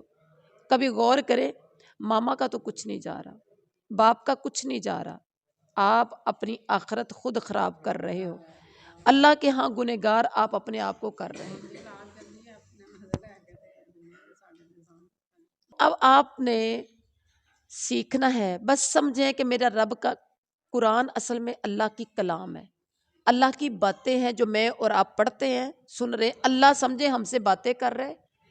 یہ اس ٹائم میں نا زبان میری ہے لیکن بات میرے رب کی ہے، بات میرے رب کی ہے، کلام میرے رب کا ہے. میں نے تو اپنے رب کا پیغام آپ کو سنایا ہے. والدین کے ساتھ حسن سلوک کرنا ہے، ان کی خدمت کرنی ہے، ان کا احترام کرنا، ان کی عزت کرنی ہے، ان کے ساتھ اچھا سلوک کرنا ہے. اور پھر والدین اگر وہ شرک کے لیے دباؤ ڈالیں کہ تم شرک کرو، تو اس میں میرے رب نے کہا کہ ان کی اطاعت نہیں کرنی، ان کی بات نہیں مانی. صرف شرک کا کہیں، باقی ہر بات آپ کو ماننی پڑے گی. اور آخر کار اور اللہ نے ایک اور بات کہی کہ تم نے پلٹ کر میری طرف آنا ہے. والدین کے ساتھ حسن سلوک کرو، اور کہا کہ تم نے پلٹ کر میری طرف آنا ہے، میں کاموں کا فیصلہ کروں گا. کیا کرتے آئے ہو اپنے والدین کے ساتھ؟ فیصلہ میرے ہاتھ میں ہے. اللہ کے ہاں بچ سکتے ہو اس دور میں؟ یہ میرا سوال ہے آپ ساری بچیوں سے، آپ لوگوں سے جو ماں باپ کتنے نافرمان ہیں. بات بات پہ ڈانٹ ڈپٹ، بات بات پہ جھڑکیاں، ماں باپ کو ایسے جیسے ملازم سمجھتے ہیں. ملازم کی بھی ایک عزت ہوتی ہے. آج کل بچے اپنے ماں باپ کی ملازم جتنی بھی عزت نہیں کرتے ہیں. بالکل ایسے ہی ہم اپنے ماں باپ کے سامنے ابھی بھی ڈرتے ہیں، ابھی بھی بات کرتے ہوئے 100 بار سوچتے ہیں. تو ماں باپ کو بات بات پہ جھڑکیاں، ڈانٹنا، اونچی بولنا، جبکہ رب نے کہا کہ اف بھی نہیں کہنا. ان کے ساتھ احسان کرنا ہے. تو پھر میرے رب کا بھی فیصلہ ہے کہ تم نے پلٹ کر میری طرف آنا ہے، فیصلہ میں خود کروں گا. اب آپ نے یہ ذہن میں رکھنا ہے کہ میرے رب نے کیا کہا ہے. پھر اس کے بعد ایمان کی آزمائش پر دوسرا کردار کیا ہے؟ زبان سے کہتا ہے کہ ہم ایمان لائے، مگر جب لوگوں نے ستایا تو اسے اللہ کے عذاب کی طرح سمجھ لیا. اللہ تعالیٰ کی طرف سے فتح نصرت آئے تو انسان کہتا ہے ہم ساتھ ہیں. لوگوں کو گمراہ کرنے کی آزمائش کا نمونہ پیش کیا کہ یہ کہتے ہیں ہم تمہاری پیروی، تم ہماری پیروی کرو، تمہاری خطائیں ہم اپنے ذمے لے لیں گے.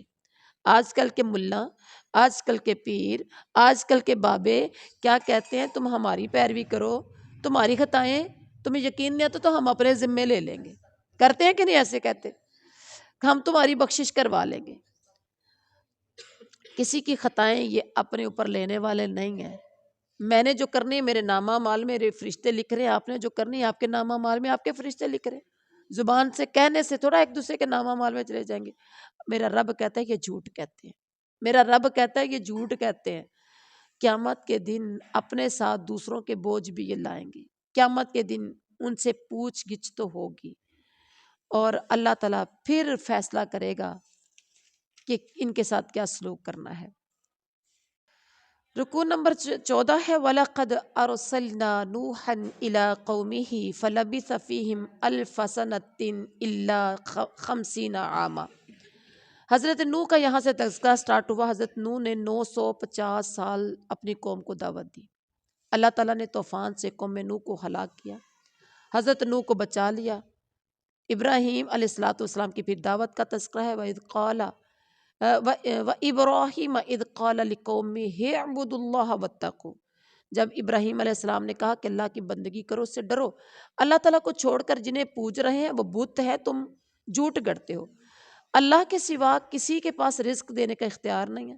اللہ تعالیٰ سے رزق مانگو، اس کی بندگی کرو، اس کا شکر ادا کرو، تم اسی کی طرف پلٹائے جاؤ گے۔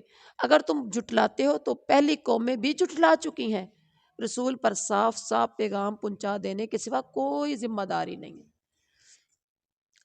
اور انہوں نے کیا کہا؟ کیا اللہ تعالیٰ کہتے کیا انہوں نے دیکھا نہیں اللہ تعالیٰ تخلیق کی ابتدا کیسے کرتا ہے؟ پانی کے قطرے سے انسان کی تخلیق کی ہے، پھر اس کا اعادہ کرتا ہے۔ اللہ تعالیٰ کے لیے اعادہ بڑا آسان ہے، انسان کو دوبارہ لٹانا بڑا آسان ہے۔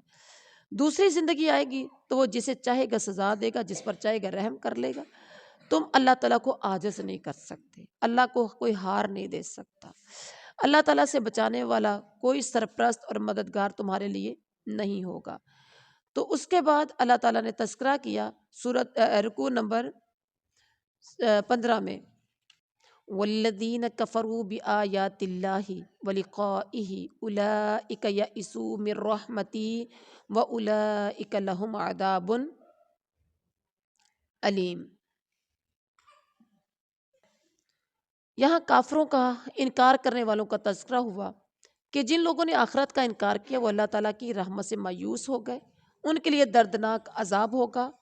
اور حضرت ابراہیم علیہ السلام کی قوم کا فیصلہ تھا، جب انہوں نے بتوں کو گرایا تھا، توڑا تھا، تو لوگوں نے، قوم نے فیصلہ کیا کہ ابراہیم کو مار ڈالو یا جلا ڈالو۔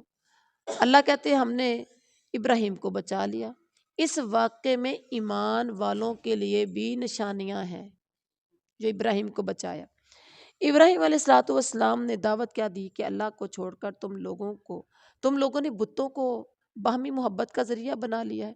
قیامت کے دن تم ایک دوسرے کا انکار کرو گے، آگ تمہارا ٹھکانہ ہوگی، کوئی مددگار نہیں ہوگا۔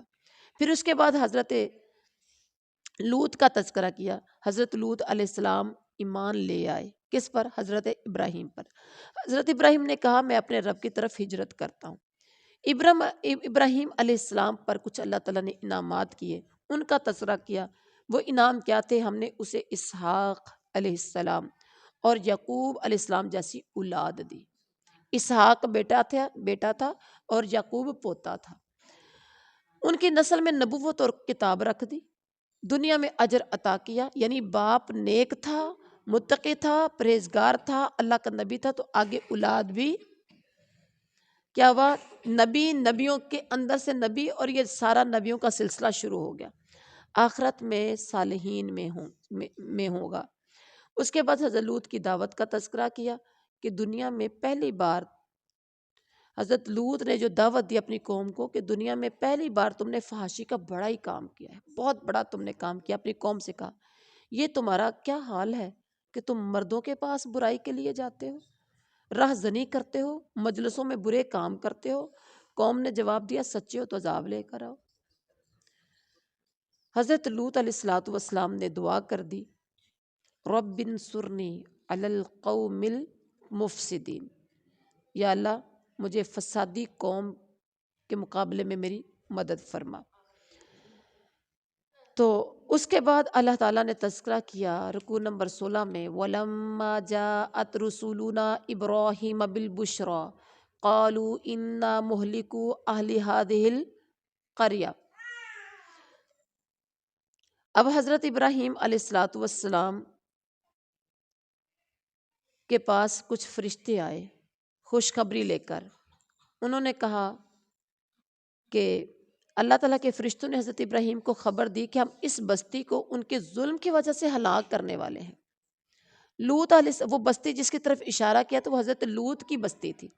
لوط علیہ السلام فرشتوں کی آمد پر تنگ ہو گئے تو انہوں نے کہا غم نہ کھاؤ، لوط نبی آپ غم نہ کھاؤ۔ حضرت لوط اور ان کے گھر والوں کو اللہ نے بچا لیا، بیوی پیچھے رہ جانے والوں میں سے تھی۔ بستی کھلی نشانی ہے، کیونکہ جب ہلاک کیا تھا نا تو پھر کھنڈرات رہ گئے تھے، لوگ مر گئے تھے، بستی کھنڈرات بن کے رہ گئی تھی۔ تو اللہ کہتے ہیں وہ بستی کھلی نشانی ہے عقل والوں کے لیے۔ شعیب علیہ السلام کی پھر قوم کا تذکرہ کیا کہ انہوں نے دعوت دی اللہ کی بندگی کرو، روز آخرت کے امیدوار بنو، فسادی نہ بنو۔ قوم نے جھٹلایا تو سخت زلزلے نے انہیں بھی آ لیا اور وہ پڑے رہ گئے، تو اللہ تعالیٰ نے انہیں ہلاک کر دیا۔ قوم عاد اور سمود کا پھر تذکرہ کیا کہ ان کے اعمال کو شیطان نے بڑا خوبصورت بنا کے ان کے سامنے پیش کیا، راہ راست سے انہیں بھٹکا دیا، تو اللہ تعالیٰ نے انجام کیا ہوا، اللہ نے ان کو بھی غرق کر دیا، ان کو بھی ہلاک کر دیا۔ پھر قارون اور فرعون کا تذکرہ کیا، آپ لوگ خاموشی اختیار کریں۔ فرعون اور قارون کا تذکرہ فرمایا، وقارون وفرعون وہامان، کہ موسیٰ علیہ السلام ان کے پاس کھلی نشانیاں لائے مگر انہوں نے اپنی بڑائی کا غم کیا۔ کسی پر پتھراؤ کرنے والی ہوائیں ہم نے بھیجی، کسی کو زمین میں دنسایا تو کسی کو پانی میں غرق کر دیا، اللہم لا تجعلنا منہم۔ ہر ایک کو ان کے گناہوں میں پکڑا، اللہ تعالیٰ ظلم نہیں کرتا، اتنا کچھ کیا، کسی کو پانی میں غرق کیا، کسی کو زمین میں دنسایا، کسی پر پتھروں کی بارش کی، اور یہ سب کچھ تباہ کر کے کہا ہم نے کسی پر ظلم نہیں کیا، وہ تو خود اپنی جانوں پر ظلم کرتے تھے۔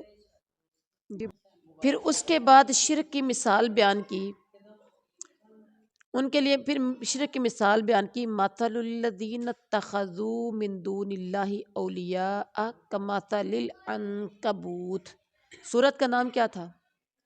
عنکبوت تھا۔ اب یہاں سے پتا چلا کہ عنکبوت کا مطلب کیا تھا، عنکبوت کا مطلب ہے مکڑی، مکڑی، یعنی شرک کی مثال دی کہ مکڑی جیسی مثال ہے جو گھر بناتی ہے، اور وہ گھر بھی سب سے زیادہ کمزور ہوتا ہے۔ آپ کسی کونے خدرے میں گھر دیکھیں، مکڑی نے وہ جو گھر بنائے ہوں گے، اور آپ صرف دور سے پھونک ماریں تو وہ گھر اڑ جاتا ہے، اتنا کمزور، سب سے کمزور گھر مکڑی کا ہے۔ اللہ کہتے کاش یہ علم رکھتے، اللہ تعالیٰ کو چھوڑ کر جس کو پکارتے ہیں اللہ تعالیٰ علم رکھتا ہے۔ مثال لوگوں کے فہم کے لیے ہوتی ہے، علم والے اسے سمجھ جاتے ہیں، اور جن کے پاس علم نہیں ہے، وَتِلْكَ الْأَمْثَالُ نَضْرِبُهَا لِلنَّاسِ وَمَا يَعْقِلُهَا إِلَّا الْعَالِمُونَ۔ ہم تو مثالیں بیان کرتے ہیں لوگوں کے لیے، اور اس کو عالم کے علاوہ، عالم کا مطلب علم رکھنے والوں کے علاوہ کوئی نہیں سمجھتا۔ خلق اللہ السماوات والارض بالحق، اللہ نے آسمان و زمین کو حق سے پیدا کیا ہے۔ ان فی ذلک لآیۃ للمؤمنین، یقیناً اس میں ایمان لانے والوں کے لیے نشانیاں ہیں۔ اب دعا کیجئے اللہ ہمیں وہ ایمان والے بنا دے جن کے لیے اس میں نشانیاں ہیں۔ اللہ ہمیں صحیح معنوں میں ایمان والے بنا دے۔ ایمان والی کا مطلب یقین رکھنے والے۔ یا اللہ ہمیں اپنے جتنے بھی ہم نے یہ اس 20ویں سپارے میں جو اہم اہم نکات پڑھے سنے ہیں، اللہ ہمیں سمجھنے کی توفیق دے دے، عمل کی توفیق عطا فرما دے، ہماری دنیا بھی اچھی بنا دے، آخرت بھی اچھی بنا دے، اور ایسی ہمیں بندیاں اور ایسے بندے بنا دے جنہیں تو پسند کرتا ہے۔ سبحان ربک رب العزت عما یصفون وسلام علی المرسلین۔